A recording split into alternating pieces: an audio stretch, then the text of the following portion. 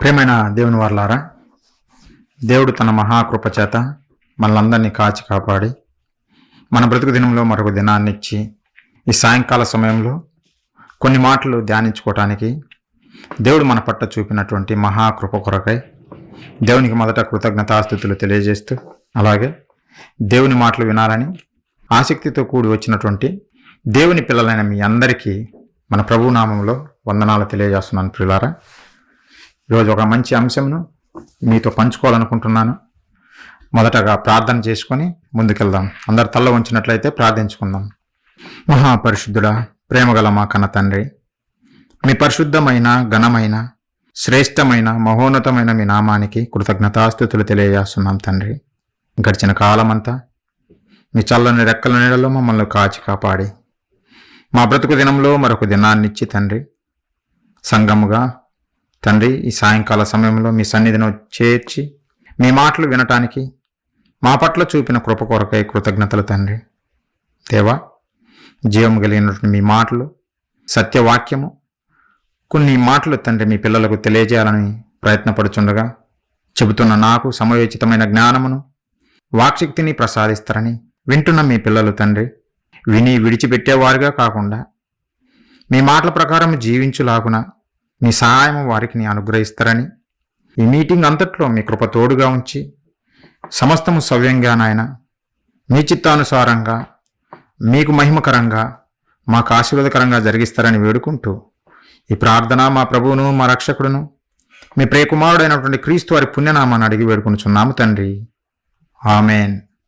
ప్రియులారా, ఈరోజు ఒక మంచి అంశంను మీతో పంచుకోవాలనుకుంటున్నాను. ప్రతి క్రైస్తవుడు తెలుసుకోవాల్సినటువంటి విషయం. ప్రియులారా, కాకర్ల గ్రామంలో ధర్మశాస్త్రం గురించినటువంటి వివరణ కొన్ని నెలల నుంచి మీకు తెలియజేస్తూ ఉన్నాం. ప్రియులారా, అనేక విషయాలు దేవుడు ధర్మశాస్త్రము మనిషికి ఇవ్వటంలో దాగి ఉన్నటువంటి మర్మాలు, ఆయన మనసు ఏమిటి అని ఆ ధర్మశాస్త్రంలో ఆయన బయలుపరిచిన విధానాన్ని మీకు తెలియజేస్తూ వస్తున్నాం. ప్రియులారా, ఆ ధర్మశాస్త్రంలో భాగంగానే ప్రియులారా ఒక్కొక్క ఆజ్ఞను మీకు వివరిస్తూ వస్తున్నాం. మొదటగా నేనే దేవుడను, నేను తప్ప ఎవరు ఉండకూడదు అని దేవుడు చెప్పిన మాటలను, ఎందుకు ఆ మాటలు చెప్పాడో, ఎలా ఆయన దేవుడు అయ్యాడో అవన్నీ మీకు వివరించాను. ప్రియులారా, ఈరోజు అందులో భాగంగానే ప్రియులారా మరొక విషయాన్ని దేవుడు చెప్పాడు.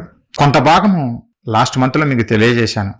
అదేమిటంటే, నేను తప్ప మీకు ఎవరు దేవుడు ఉండకూడదు అని దేవుడు చెబుతూ ఎందుకు ఆ మాట పలికాడు అని అంటే ఆ రోజు మీకు తెలియజేశాను.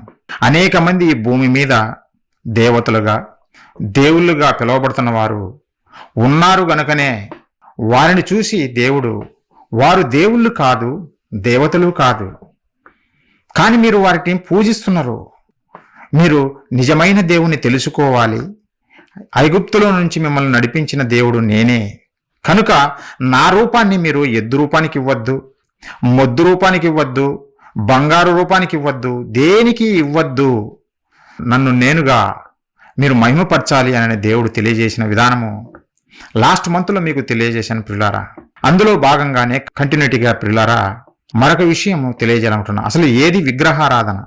పాత నిబంధనలో ఒక విగ్రహాన్ని, ఒక ప్రతిమను చూపించి దేవుడు వారు పూజిస్తున్న విధానాన్ని చూసి ఇది దేవుళ్ళు కాదు, ఇవి దేవతలు కావు అని దేవుడు తెలియజేశాడు. ప్రియులారా, ఏ రూపమైనా సరే, ఈ ప్రకృతిలో ఏ రూపమైనా, నువ్వు వెండితో కానీ, బంగారంతో కానీ, మొద్దుతో కానీ, రాతితో కానీ ఒక ప్రతిమను చేసుకొని దానికి సాగిలపడి నువ్వు పూజిస్తే లేదంటే ఆరాధిస్తే అదే విగ్రహారాధన అని మనం ఇంతకుముందు తెలుసుకున్నాం. ప్రియులారా, పాత నిబంధన కాలంలో ఇశ్రాయేలు ప్రజలే మేము దేవుని నమ్మాము, నిజమైన దేవుని నమ్మాము అని చెప్పుకుంటున్నప్పుడు ఇశ్రాయేలు ప్రజలే చివరికి ఏదైతే దేవుడు చూడకూడదనుకున్నాడో అవే విగ్రహాలు వీళ్ళు పెట్టి పూజించి దేవునికి ద్రోహం చేశారు. ఒక రకంగా చెప్పాలంటే దేవునికి ద్రోహం చేసి దేవుని ఉగ్రత వారి మీద పడే విధంగా వారు ప్రవర్తించారు. ప్రియులారా, ఆ విగ్రహారాధన అంటే పాత నిబంధన కాలంలో మనం చూస్తే ప్రియులారా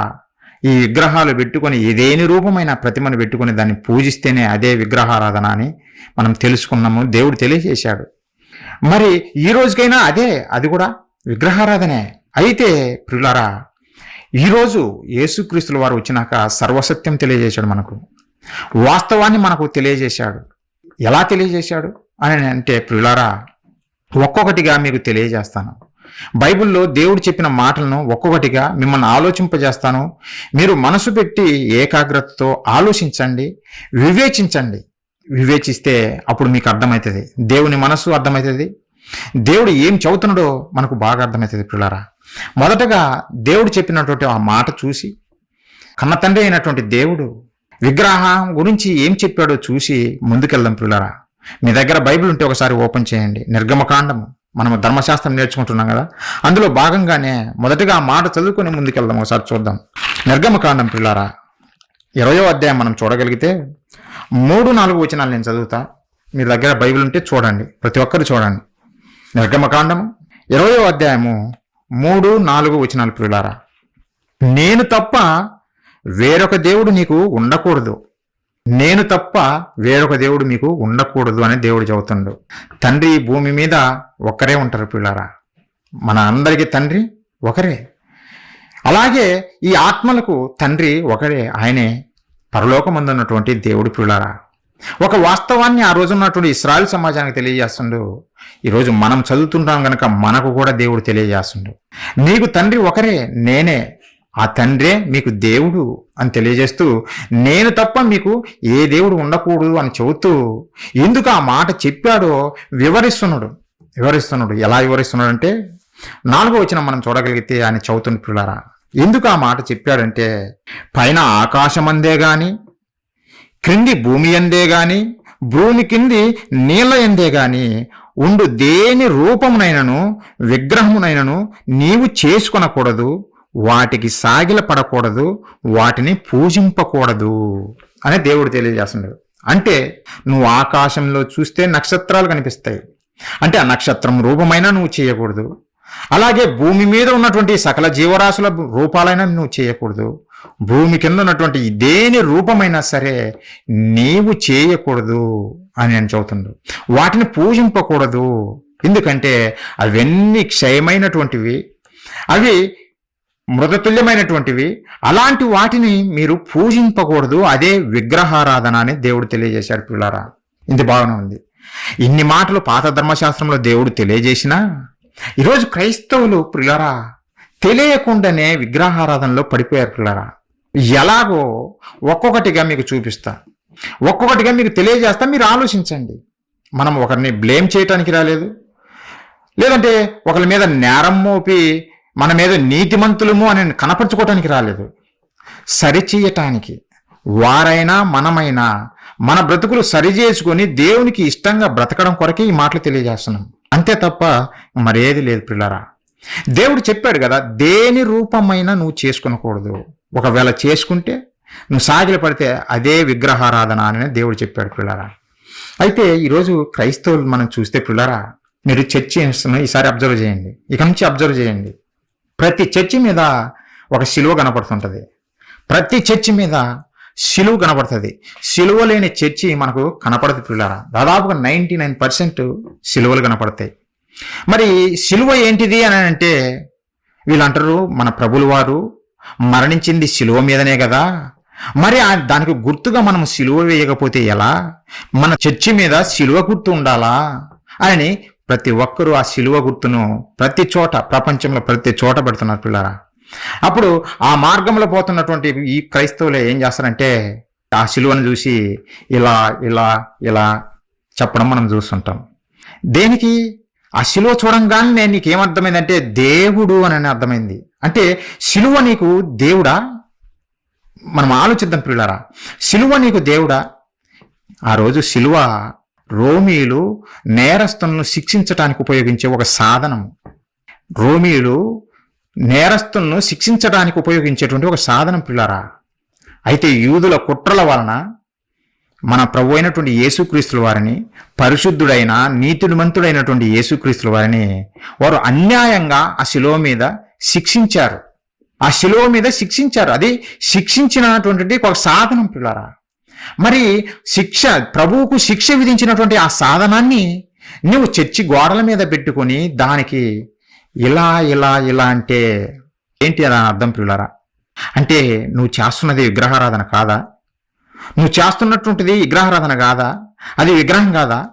నా ప్రశ్న ప్రియులారా, శిలువ దేవుడా లేదంటే యేసుక్రీస్తుల వారు దేవుడా? మీరే చెప్పండి. ఎవరు దేవుడు? యేసుక్రీస్తుల వారు దేవుడా లేదంటే శిలువ దేవుడా? ఆలోచించండి ప్రియులారా.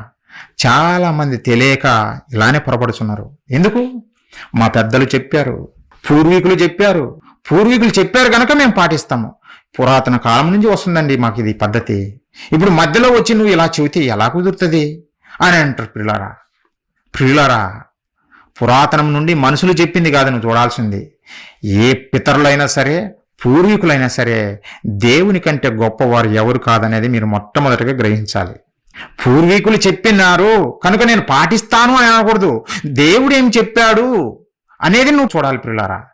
దేవుడు ఏం చెప్పాడు, దేవుడు ఏం కోరుకుంటున్నాడు అనేది నువ్వు చూడాలి. అంతేగాని నా పితరుడు ఏం చెప్పాడు అనేది నువ్వు ఎప్పుడు చూడకూడదు ప్రియులారా. క్రైస్తవం ఇక్కడనే పొరపాటు చేస్తుంది. మా పితరులు చెప్పారు, మేము పాటిస్తున్నాం. ఏ రోజున ఆలోచించారా? ఎందుకు మనం సిలువను పెడుతున్నాము ఈ చర్చి మీద? ఎందుకు మనము దానికి నమస్కారం పెడుతున్నాము? ఎందుకు ఇది పూజించడం కాదా? మనమే చెబుతున్నాం. అన్ని జనులు చూసి మీరు విగ్రహాలు పెట్టుకుంటున్నారు, విగ్రహారాధన చేస్తున్నారు, మేము అలా చెయ్యము అని మనమే చెబుతున్నాం. చెప్పి మనమే మరలా విగ్రహారాధన చేస్తున్నాం. ఆలోచించారా పిల్లరా? మనము చేస్తున్న పొరపాటు ఇక్కడే తెలియక తెలుసుకోవాలి పిల్లరా. మనమందరం తెలుసుకోవాలి. మరికొంతమంది ఏం చేస్తారో తెలుసా? మరియమ్మ విగ్రహం పెడతారు, తల్లి మరియమ్మ గారి విగ్రహం పెడతారు. ఎందుకనంటే ప్రభు అయిన యేసుక్రీస్తుల వారికి జన్మనిచ్చింది కదా, గొప్ప స్త్రీ కదా, కాబట్టి అలాంటి స్త్రీని మనం పూజించకపోతే ఎలా అని మనకు తిరిగి బోధలు చేస్తున్నారు పిల్లరా. బైబిల్లో ఎక్కడైనా చెప్పాడా దేవుడు మరియమ్మను పూజించమని? బైబిల్లో ఎక్కడైనా సరే 26 పుస్తకాలలో మీరు మరియమ్మకు నమస్కరించాలి అని బైబిల్ ఎక్కడైనా చెప్పాడా? దేవుడు చెప్పలేదు. కానీ వీళ్ళు చేస్తారు. దేవుడితో మాకేంటి పని? ఆ రోజు ఇశ్రాయేలు యూదులు చేసిన పనే. దేవుడు ఏమైనా చెప్పుకుంటాడండి, మాకు అవసరం లేదు, మేం ఏం చేయాలనుకుంటామో అదే చేస్తాం అన్నట్టుగానే ఉంది ప్రియులారా సమాజం. నిజంగా ప్రియులారా, మన కొరకు ప్రాణం పెట్టింది, మన కొరకు రక్తం కార్చింది పరిశుద్ధుడైనటువంటి యేసుక్రీస్తుల వారు, మరియమ్మ గారు కాదు. మరియమ్మ గారు నీతిమంతురాలే, దేవుడు ఏర్పరచుకున్నటువంటి ఒక సాధనము. యేసుక్రీస్తుల వారు ఈ భూమి మీదకి రావటానికి దేవుడు ఏర్పరచుకున్నటువంటి ఒక సాధనం, దేవుని చేతిలో వాడబడటానికి వచ్చినటువంటి ఒక గొప్ప స్త్రీ మరియమ్మ గారు. అయినంత మాత్రాన దేవుని స్థానంలో తెచ్చి పెట్టేస్తామా? పెట్టకూడదు పిల్లారా, అది తప్పు. కానీ ఈరోజు మనము అదే చేస్తున్నాం. మరియమ్మ విగ్రహం పెట్టేసి చివరికి మనం అన్ని జనులు చూసి మీరు విగ్రహారాధికులు అని అంటే వాళ్ళు టక్కున చెప్పే సమాధానం ఏంటో తెలిసిన? మరి నువ్వు చేసేది ఏంటి? మరి మరియమ్మ విగ్రహం పెట్టడం ఏంటి, యేసుక్రీస్తుల వారి విగ్రహం పెట్టడం ఏంటి అని అడగరా? అడుగుతారు పిల్లారా, అడుగుతారు. అడిగారు కూడా. ఎంతో మంది ప్రశ్నిస్తున్నారు కూడా. ఎందుకు ఇలా ప్రశ్నించడానికి కారణం ఎవరు? మనమే. మనం ఇలా చేస్తున్నాం కనుకనే వాళ్ళు ప్రశ్నిస్తున్నారు. అలా కాకుండా దేవుడు చెప్పినట్టు ప్రకారం చేస్తే ఎంత బాగుంటుంది. ఏమన్నాడు? ఆ ఆజ్ఞ మళ్ళీ ఒకసారి చదువుతూ మీకు జ్ఞాపకం చేస్తా. పైన ఆకాశం అందే గాని, క్రింది భూమి అందే గాని, భూమి కింది నీళ్ళ ఎందే గాని ఉండు దేని రూపమునైనను విగ్రహమునైనను నీవు చేసుకొనకూడదు. విగ్రహాన్ని నువ్వు అసలు చేసుకొనకూడదు. చివరికి దేవుడు ఇలా ఉంటాడు అని చెప్పేసి నువ్వు ఆయన విగ్రహాన్ని పెట్టినా అది వద్దు అన్నటువంటి దేవుడు పిల్లరా. దేవుడు ఈ రూపంలో ఉంటాడు, లేదంటే యేసుక్రీస్తుల వారు ఈ రూపంలో ఉంటాడు అని నువ్వు ఆ విగ్రహం పెట్టినా ఆయన అంటున్నాడు దేని రూపం నువ్వు పెట్టద్దు నాయన. నువ్వు విగ్రహం పెడితే చివరికి ఏమంటారు తెలిసిన? ఇదిగో నువ్వు యేసుక్రీస్తుల వారు అంటున్నావు, మరణం నుండి తిరిగి లేచినాడని చెప్పినావు, బాగానే ఉంది. కానీ ఇక్కడ నువ్వు పెట్టినటువంటి యేసుక్రీస్తుల వారి విగ్రహం ఏమో మాట్లాడితే వినదు, నువ్వు ప్రార్థన చేసినా వినదు, నీకు తిరిగి సమాధానం చెప్పదే. మరి ఏమి దేవుడు అని మళ్ళా తిరిగి ప్రశ్నిస్తారు పిల్లారా. అలాంటి ప్రమాదం రాకుండా ఉండడం కొరకే దేవుడు ముందుగానే జాగ్రత్తలు చెప్పాడు, నేర్పాడు ఆయన పిల్లలకు. కానీ ఆయన పిల్లలు నేర్చుకుంటున్నారంటే నేర్చుకోరు పిల్లరా. నేర్చుకోకనే ఈ బాధలన్నీ, నేర్చుకోకనే ఈ కష్టాలన్నీ. మాకు నచ్చింది మేము చేస్తామంటారే కానీ, మా పితరులు మాకు నేర్పింది మేము నేర్చుకుంటామంటారు కానీ, మా దేవుడు మాకేం చెప్పాడు అనేది మాత్రం మనుషులకు పట్టదు పిల్లారా. మరియమ్మ గారు నీతిమంతురాలు, ఉత్తమురాలు, ఆమెను గౌరవిస్తాం. అలాగని ఆమెను పూజించకూడదు పిల్లారా. దేవుని స్థానంలో ఆమెను పెట్టకూడదు. దేవుని స్థానంలో అసలు పెట్టకూడదు. యేసుక్రీస్తుల వారే అన్నారు, ఎవరు నా తల్లి, ఎవరు నా సహోదరులు అని అన్నాడు. ఊరు మరియమ్మ గారిని చూసే మరియమ్మ గారిని చూసి యేసుక్రీస్తు వారు పలికిన మాటలు ఎవరు నా తల్లి అని అన్నాడు. పిల్లరా, దేవుని స్థానం ఎవ్వరికి ఇవ్వకూడదు. అది ఇస్తే చాలా ప్రమాదకరము, చాలా ప్రమాదకరము. అదే విగ్రహారాధన, అదే విగ్రహారాధన పిల్లారా. కానీ ఈరోజు మనం చదువుతుంటే వింటున్నారా? మా పితరులు చెప్పారు, మేము మా పెద్దల పారంపర్యాచారంగానే వింటాము, మీరు మధ్యలో వచ్చి చెబితే మేమెందుకు వింటాము అన్న విధంగానే ఉంటున్నారు పిల్లారా. దేవుడు అందుకే ఇలాంటి వారిని అందరిని చూసి ఆయన పలుకుతున్న మాటలు ఒకసారి చూడండి. మార్కు సువార్త మనం చూడగలిగితే 7వ అధ్యాయం పిల్లారా, 8, 9 వచనాలు నేను చదువుతున్నా, ఒకసారి చూడండి. మీరు దేవుని ఆజ్ఞను విడిచిపెట్టి, మీరు అంటే దేవుని నమ్మాము అని చెప్పుకుంటున్నటువంటి ఆ ప్రజలను చూసి దేవుడు పలుకుతున్న మాటలు, మీరు దేవుని ఆజ్ఞను విడిచిపెట్టి మనుషుల పారంపర్యాచారమును గైకొనుచున్నారు. మనుషులు పెట్టిన పారంపర్యాచారము, వారు పెట్టినటువంటి ట్రెడిషన్స్ అంటారు, పారంపర్యాచారాలు, వారి యొక్క ఆచారాలు, ఆ ఆచారాలను పాటిస్తున్నారు. మరియు ఆయన మీరు మీ పారంపర్యాచారంను గైకొనుటకు దేవుని ఆజ్ఞను బొత్తిగా నిరాకరించుదురు, దేవుని ఆజ్ఞను బొత్తిగా నిరాకరించుదురు. దేవుడేమో ధర్మశాస్త్రంలో ఆజ్ఞలాగా నీవు దేని రూపము చేసుకొనకూడదు అని నన్ను చాలా క్లియర్గా ఖచ్చితంగా చెప్పాడు. మనమేమో ఏదైతే దేవుడు చేసుకోవద్దన్నాడో అదే చేసి పెట్టుకొని దాన్ని పూజిస్తున్నాం. అందుకే ఆ రోజు యేసుక్రీస్తుల వారు బాధపడుతూ ఇలాంటివి అనేకం చేశారు. ఒకటి మీకు తెలియజేస్తున్నా, యేసుక్రీస్తుల వారు బాధపడుతూ, మీరు మీ పెద్దల మాటలు వినాలనుకుంటున్నారు కానీ దేవుడు ఏం చెప్పాడో మీరు వినాలనుకోవటం లేదు, మీరు దేవుని ఆజ్ఞను బొత్తిగా నిరాకరిస్తున్నారు అని బాధపడుతూ ఆ రోజు ఉన్నటువంటి యూదులను చూసి చెబుతున్న పిల్లరా, ఈరోజు మనల్ని చూసి యేసుక్రీస్తుల వారు బాధతో అలా చెప్పకూడదు. అందుకే ఈ మాటలు మీకు తెలియజేస్తున్నాం. మనల్ని చూసి దేవుడు సంతోషించాలే కానీ బాధపడకూడదు. నా ఆజ్ఞలు పాటించలేదు నా పిల్లలు అని దేవుడు మన గురించి పలకకూడదు పిల్లరా. నా పిల్లలు మంచిగా నా మాటలు వింటున్నారు, పాటిస్తున్నారు అని దేవుడు మన గురించి చెప్పాలి పిల్లరా. అలా చెప్పాలంటే మనం నేర్చుకోవాలి, మనం నేర్చుకునే ఆ మాటల ప్రకారము జీవించాలి పిల్లరా. మిగతా క్రైస్తవ సమాజం గురించి చెబుతా. ఇప్పుడు కొంతమంది శిలువను పూజించేవారిని చూపించా, కొంతమంది మరియమ్మ విగ్రహాన్ని పూజించేవారిని చూపించా. ఇప్పుడు మరొక తెగ ఇందులో అందరూ చేరిపోతారు పిల్లారా. మేము విగ్రహాన్ని పూజించడం లేదు, మా దగ్గర ఏ విగ్రహం లేదు, మేము దేవుణ్ణే పూజిస్తున్నామని చెప్పుకుంటున్నటువంటి క్రైస్తవులను చూసి దేవుడు ఒక మాట చెప్పాడు పిల్లారా. దేవుడు ఒక మాట చెప్పాడు, ఒకసారి చూడండి. ఇందులో ప్రతి ఒక్కరూ పడిపోతున్నారు. ఎలా పడిపోతున్నారో మీకు వివరిస్తా, ఒక్కొక్కటిగా ఆలోచిద్దాం. కొలస్సీలకు రాసిన పత్రిక 3వ అధ్యాయము 5వ వచనం పిల్లరా, నేను చదువుతున్నా, ఒకసారి చూడండి. కావున భూమి మీద ఉన్న మీ అవయవములను, దేవుడు మనకు అవయవాలను ఇచ్చాడు కదా, కళ్ళు, చేతులు, కాళ్ళు, గుండె, ఊపిరితిత్తులు, ఇలాంటివన్నీ మన బాడీలో అన్ని అవయవాలే కదా. ఈ భూమి మీద దేవుడు మనకిచ్చినటువంటి అవయవాలను అనగా జారత్వమును, అంటే దేవుడు మనకిచ్చినటువంటి అవయవాలను మనిషి ఎలా మార్చేశాడంటే జారత్వము, అపవిత్రత, కామాతురతను, దురాశ, అంటే ఈ అవయవాలను ఎలా వాడుతున్నాడు మనిషి అంటే కామాతురత, వ్యభిచారము, దురాశ, ఇలా పాప సంబంధమైన వాటన్నిటికీ ఈ అవయవాలను వాడుతున్నాడు. అంటే ఆ క్రియలే, పాపపు క్రియలే నీ ఒంటిలో అవయవాలుగా మారిపోయినాయి. నీ ఒంటిలో అవయవాలుగా మారిపోయినాయి అవే కదా, కళ్ళు, పాడు కళ్ళు, చూడరాంది చూడాలనుకుంటావు, చేతులతో చేయరాంది చేయాలనుకుంటావు. అంటే నీ అవయవాలు ఎలా మారిపోయాయి? పాపాన్ని చేయటానికి మారిపోయాయి పిల్లారా, సాధనాలుగా మారిపోయాయి. అందుకే దేవుడు అంటున్నాడు, ఆయన ఈ అవయవాల గురించి నీ చేతులు, నీ కాళ్ళు అని చెప్పటం లేదు, చివరికి ఈ చేతుల వలన నువ్వు చేసే కార్యాల గురించే చెప్పేస్తున్నాడు, నీ అవయవాలని. అంటే ఈ శరీరం అలా మారిపోయిందా? అలా మారిపోయింది పిల్లరా. శరీరంలో ఉన్నటువంటి ప్రతి అవయవము దేవునికి విరోధమైన కార్యాలు చేయటానికే పరుగులు తీస్తుంది. అందుకే ఆయన అలా సంబోధిస్తున్నాడు. ఏమంటున్నాడంటే, కావున భూమి మీద ఉన్న మీ అవయవములను అనగా జారత్వమును, అపవిత్రతను, కామాతురతను, దురాశను, విగ్రహారాధనైన ధనాపేక్షను చంపివేయుడి. విగ్రహారాధనైనటువంటి ధనాపేక్ష అంటున్నాడు పిల్లారా. మనం ఇప్పటి వరకు ఏమిన్నామంటే ఒక ప్రతిమను చేసుకుని దానికి నమస్కరిస్తే అది విగ్రహారాధన అని చెప్పాము. కానీ దేవుడు ఒక డెఫినేషన్ చెబుతుండు. ఈరోజు కొత్త నిబంధన ప్రకారము దేవుడు మరొక విషయం తెలియజేస్తుండే. విగ్రహారాధన అంటే ఏదో కాదు నాన్న, ధనాపేక్ష, ధనము మీద కోరిక కలిగి ధనమని నువ్వు జీవించడమే అదే విగ్రహారాధన అంటుంది పిల్లరా. అదే విగ్రహారాధన. ఎలా విగ్రహారాధన? ఇది ఎలా విగ్రహారాధన అని మనం అనుకోవచ్చు పిల్లరా. నిజంగా ఈ ధనము వలన మనిషి ఎలా మారిపోతున్నాడో మనం ఒక్కొక్కటిగా చూద్దాం పిల్లరా.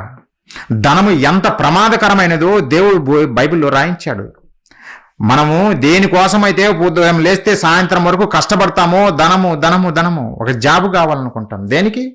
4 రాళ్ళు వెనకేసుకోవాలి, సంపాదించాలి. భూమి మీద ఆయుష్ ఉన్నప్పుడే నేను సంపాదించాలి, మిద్దెల మేడలు కట్టాలి, గొప్పగా జీవించాలి ఈ భూమి మీద అని మనం పరుగులు తీస్తామే. ఆ ధనము గురించే దేవుడు చెబుతుండు విగ్రహారాధన అంటున్నాడు పిల్లరా. ఎవరికైతే ధనాపేక్ష కలిగి ఉంటారో, ఎవరైతే ధనము మీద మక్కువ కలిగి ఆ ధనము కొరకే బ్రతుకుతున్నారో వారినందరిని చూసి విగ్రహారాధన అంటుండు పిల్లరా. మనమేమో అన్యజనులను చూసి వారు విగ్రహారాధన చేస్తున్నారంటాం పిల్లరా. వారు చేస్తున్నారు కాదనట్లేదు, కానీ వారు తెలియక చేస్తున్నారు. వారికి సత్యము తెలియదు గనకనే, నీ దగ్గర ఉన్నటువంటి బైబిల్ వారి దగ్గర లేదు గనకనే, నువ్వు వింటున్నట్టు వారు వినరు గనకనే వారికి తెలియక వారు చేస్తున్నారు. కానీ సత్యము నాకు తెలుసు, నేను దేవుని మాటలను నాకు తెలుసు, నేను ప్రతిరోజు దేవుని దగ్గరికి వెళ్తున్నాను అని చెప్పుకుంటున్నటువంటి క్రైస్తవుడు మరి చేస్తున్నదేమిటి అని మనం ఆలోచిస్తే పిల్లారా, ధనాపేక్ష ఎవరిలో లేదు. ధనాపేక్ష ఆలోచించండి పిల్లారా. ధనాపేక్ష ఎవరిలో లేదు. బోధకుడు ఏమని బోధ చేస్తాడో తెలుసిన? ప్రభువా, ఆకాశ తూములు విప్పండి, ఆకాశ తూములు విప్పి పట్టజాలనంత విస్తారమైనటువంటి సిరి సంపదలతో నీ బిడ్డను, నీ కుమార్తెను, నీ కుమారుణ్ణి దీవించండి ప్రభువా అని బోధకుడు నిలబడి ప్రార్థన చేస్తాడు.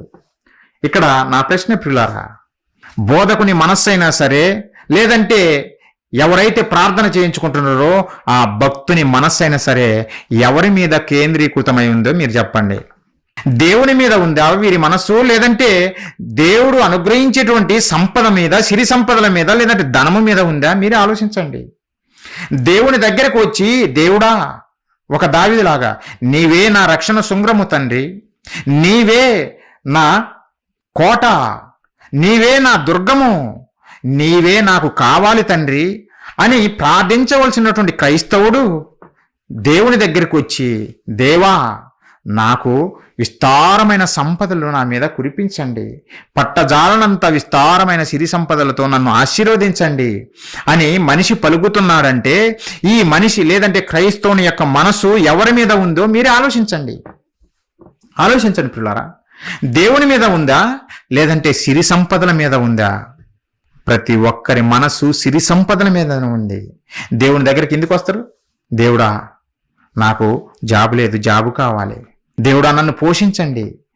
నిజంగా పోషించమనడం తప్పు కాదు, జాబు అడగడం తప్పు కాదు ప్రియులారా. కానీ ఆ ధనము కావాలని దానికోసమే పరుగులు తీస్తావు చూడు, అదే విగ్రహారాధన అంటున్నాడు. అదే విగ్రహారాధన అంటున్నాడు ప్రియులారా దేవుడు. ఒక ఉదాహరణ చెబుతా మీకు అర్థమయ్యేలాగా. ఒక వ్యక్తి, ఒక అబ్బాయి ఒక అమ్మాయిని గాఢంగా ప్రేమించాడు. పిల్లారా. గాఢంగా ప్రేమించినప్పుడు ఆ అమ్మాయి ప్రేమించినటువంటి అబ్బాయి దగ్గరికి వచ్చి, నేను నిన్ను ప్రేమించటం లేదు, నీ పక్కన ఉన్నటువంటి నీ స్నేహితుడిని నేను ప్రేమిస్తున్నాను, కనుక నువ్వేం చేయాలంటే నాకు నీ స్నేహితునికి పెళ్లి చేయటానికి సహాయం చేయండి అని ఆ అబ్బాయితో అంటే, ఆ అబ్బాయి తట్టుకోగలడా? ఆ అబ్బాయి గుండె తట్టుకోగలదా? ఆలోచించండి. నేను నిన్ను ప్రేమిస్తే నువ్వు వచ్చి ఏడొకరితో నాకు పెళ్లి చేయమని నన్ను అడుగుతుంటే నేను ఇక బ్రతకగలనా అని ఆ వ్యక్తి మరణిస్తాడు పిల్లారా. హార్ట్ అటాక్ వస్తుంది. ఎందుకంటే గాఢంగా ప్రేమించాడు కదా అమ్మాయిని. గాఢంగా ప్రేమించినటువంటి అమ్మాయి తనకు దక్కకుండా చివరికి తనే ఏరొకరికి పెళ్లి చేయటానికి సహాయం చేయాలంటే తట్టుకోలేడు కదా.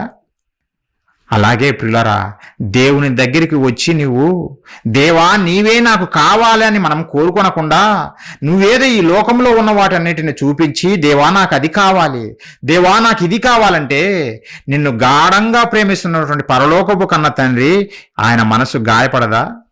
మనసు మనకేనా ఉండేది? దేవునికి లేదా మనసు? పిల్లరా, మనము అడిగే విధానాన్ని బట్టే దేవుని మనసు గాయపడిపోతుంది. ఆయన ఎంతగానో బాధపడుతూనే అందుకే చదువుతుండు ధనాపేక్ష అయినటువంటి విగ్రహారాధన అంటున్నాడు. అందుకే మీరందరూ నా దగ్గరికి ఎందుకు వస్తున్నారు?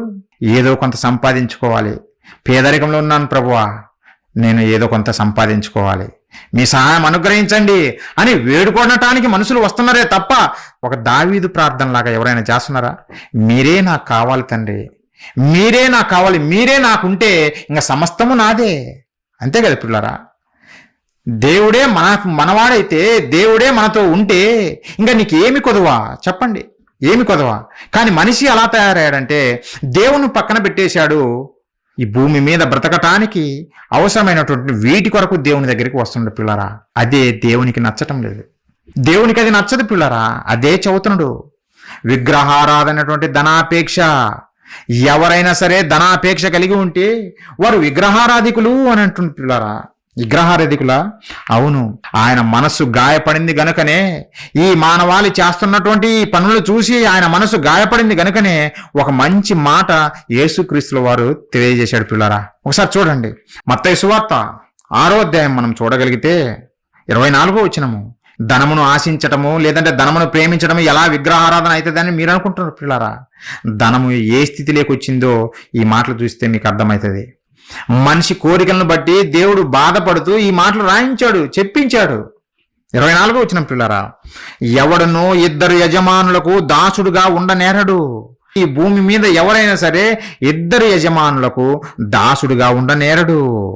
అతడు ఒకరిని ద్వేషించి ఒకరిని ప్రేమించును, లేదా ఒకని పక్షముగా ఉండి ఒకరిని తునీకరించును అని చెబుతూ ఒక అద్భుతమైన విషయం ఇక్కడ తెలియజేస్తుండు. మీరు దేవునికిని సిరికిని దాసులుగా ఉండనేరరు. మీరు దేవునికి సిరికిని దాసులుగా ఉండనేరరు అంటే సిరి ఏ ప్లేస్లోకి వచ్చింది? యజమానుని స్థితిలోకి వచ్చేసింది. నువ్వు ఈ ధనము ధనము ధనమని ఏ ధనము కొరకు నువ్వు పరుగులు తీస్తున్నావో ఆ ధనము ఎక్కడికి వచ్చేసిందంటే యజమానుని స్థితిలోకి వచ్చేసింది, దేవుని స్థానంలోకి వచ్చేసింది పిల్లారా. దేవుని స్థానంలోకి వచ్చింది. అందుకే యేసుక్రీస్తు వారు చెబుతున్నారు ఈ మాటలు. మీరు దేవునికిని సిరికిని దాసులుగా ఉండలేరు. మీరు ఉండలేరు. లేదు ప్రభు మేము ఉంటాము, మేము సిరిని ప్రేమిస్తాము, మిమ్మల్ని ప్రేమిస్తామంటే దేవుని మాటలు తప్పు అవుతాయి. దేవుని మాటలు ఎప్పుడు తప్పుగా. దేవుడు ఒక మాట చెప్పాడంటే అది 100% కరెక్ట్ పిల్లరా. మనం ఉండలేమా? మనుషులము దేవునికిని సిరికిని దాసులుగా ఉండలేమా? ఇద్దరిని పూజించలేమా? పూజించలేం పిల్లరా. నువ్వు ఆటోమేటిక్గా ఒక ధనాన్ని ప్రేమిస్తున్నావంటే నువ్వు దేవుని పక్కన పెట్టేశావని అర్థము. నువ్వు చెప్పకపోవచ్చు కానీ నువ్వు దేవుణ్ణి పక్కన పెట్టేశావు. ఒకవేళ నువ్వు దేవుని ప్రేమిస్తే నువ్వు ఆటోమేటిక్గా ధనానికి నువ్వు ఇంపార్టెన్స్ ఇవ్వలేదన్నమాట. నీ దేవుని కొరకే నువ్వు బ్రతుకుతున్నావు అన్నమాట. అలా కాదు నేను ఇద్దరిని ప్రేమిస్తానంటే అది జరగని పిల్లరా. ఒకరోజు యవ్వనస్తుడు, ధనవంతుడైనటువంటి యవ్వనస్తుడు యేసుక్రీస్తుల వారి దగ్గరికి వచ్చారు. ఎందుకంటే ప్రభువా నేను నిత్య జీవం పొందాలి, నేనేం చేయాలి అని అడిగాడు. నేను నిత్య జీవం పొందుటకు నేను ఏ మంచి కార్యం చేయాలి అని అన్నాడు. మంచి ప్రశ్నే. నేను నిత్య జీవం పొందాలనుకోవడం అనేది నిజంగా ఒక క్రైస్తవుడిగా దేవుని నమ్మేవాడిగా కోరుకోవాల్సిన మంచి మాటనే పిల్లరా. అడిగాడు యేసుక్రీస్తుల వారిని అడిగాడు.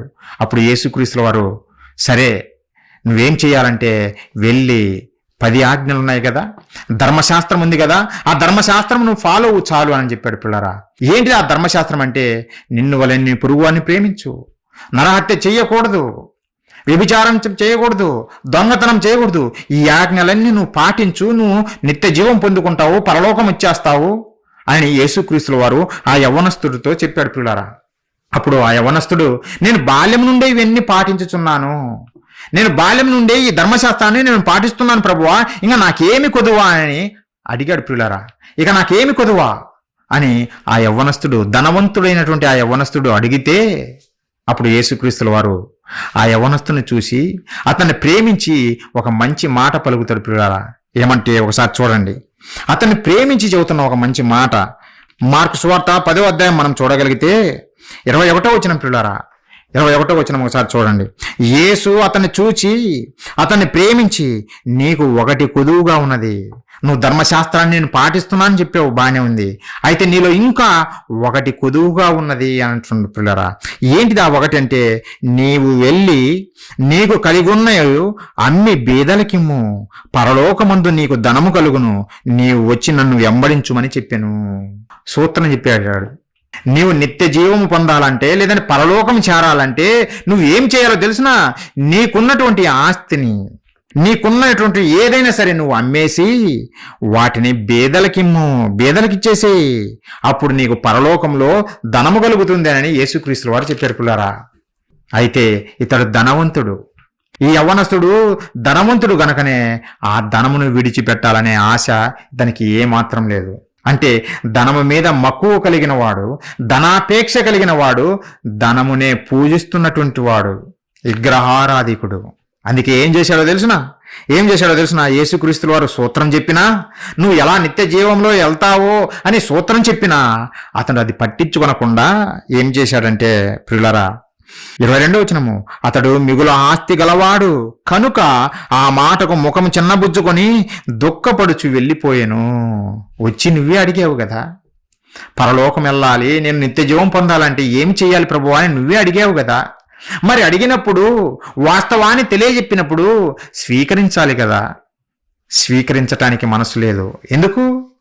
ఆల్రెడీ తన హృదయంలో గూడు కట్టుకొని పోయింది ధనాపేక్ష. ధనవంతుడు గనకనే ఆ ధనాన్ని విడిచిపెట్టే మనసు అతనిలో లేదు పిల్లరా. అతనిలోనే కాదు, ఈరోజు మేము క్రైస్తవులము, గొప్ప గొప్ప బోధకులము, ప్రపంచవ్యాప్తంగా మేము వాడబడుతున్నాము అని చెప్పుకుంటున్న ప్రతి ఒక్కడి పరిస్థితి ఇదే పిల్లరా. ఎవరు ధనాన్ని విడిచిపెట్టి దేవుని దగ్గరికి వస్తున్నారు? ఈ యవ్వనస్తుడు దేవుణ్ణైనా విడిచిపెట్టాలనుకున్నాడు కానీ ధనాన్ని మాత్రం విడిచిపెట్టదలుచుకోలేదు పిల్లరా. ధనము ఎంత ప్రమాదకరమో ఆలోచించండి. ధనము ఏ స్థితిలోకి వచ్చేసిందో, మనిషి హృదయంలో ఏ స్థితిలో ఉన్నదో ఆలోచించండి. అందుకే యేసుక్రీస్తు వారు చెప్పారు, ఎవడును ఇద్దరు యజమానులకు దాసుడుగా ఉండనేరరు. ఒకరిని ప్రేమిస్తారు, ఒకరిని ద్వేషిస్తారు. అది నువ్వు ధనాన్ని ప్రేమిస్తే నువ్వు దేవుణ్ణి ప్రేమించలేవు.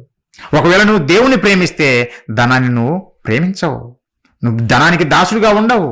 ఇక్కడ ఈ ధనవంతుణ్ణి చూస్తే పిల్లరా, ధనానికి దాసుడైపోయాడు. దేవుని ముసుగులో ధనానికి దాసుడైపోయాడు. నేను దేవుని నమ్మాను, 10 ఆజ్ఞలు పాటిస్తున్నాను అని ఆ ముసుగు వేసుకొని ధనాన్ని ప్రేమిస్తున్నాడు. తన హృదయంలో విగ్రహారాధన వచ్చేసింది, ధనాపేక్ష అనేటువంటి విగ్రహారాధన. ఇది ఎంతమంది క్రైస్తవులు చేయటం లేదో ఇంక మీరే ఆలోచించండి. నేను పర్టికులర్గా పేర్లు చెప్పాల్సిన పని లేదు. మీరే చూడండి, రోజు టీవీలో చూస్తుంటారు కదా, అయ్యగారు పెద్ద బోధకుడు అని మీరు వింటుంటారు కదా పిల్లరా. ఎవరు ధనాన్ని విడిచిపెట్టి యేసుక్రీస్తుల వారి దగ్గరికి వస్తున్నారు? ఎవరైనా విడిచిపెడుతున్నారా? మీరే ఆలోచించండి పిల్లరా. ఏ ఒక్కరు విడిచిపెట్టడం లేదు. అసలు యేసుక్రీస్తుల వారి దగ్గరికి వచ్చేదే దేవుడు మమ్మల్ని ఆశీర్వదిస్తున్నాడు, దేవుడు మమ్మల్ని ఆశీర్వదించాడు కనుక మేము ఇంత గొప్పవారమైపోయామని పబ్లిక్గా వీళ్ళు చెప్పుకుంటున్నారు పిల్లరా. అమాయకులు క్రైస్తవులు ఈ వాక్యం నేర్చుకోలేదు గనకనే, ప్రశ్నించేవాడు లేడు గనకనే వీళ్ళు మైకులు పట్టుకొని ముందుకు వచ్చి దేవుడు మమ్మల్ని దీవించాడు అందుకే మేము ధనవంతులమయ్యాము అని వీళ్ళు మనకు చెబుతున్నారు పిల్లరా. మరి ఇక్కడ యేసుక్రీస్తుల వారు అలా చెప్పలేదే. మరి నీకు ఎక్కడ చెప్పాడు? కళ్ళ వచ్చి చెప్పాడా? లేదంటే నీకు చెవిలో వచ్చి చెప్పాడా? పప్పులో ఉప్పు తక్కువైందమ్మా అని చెప్పినట్టుగా నీకేమన్నా రాత్రి కలలో వచ్చి చెప్పాడా?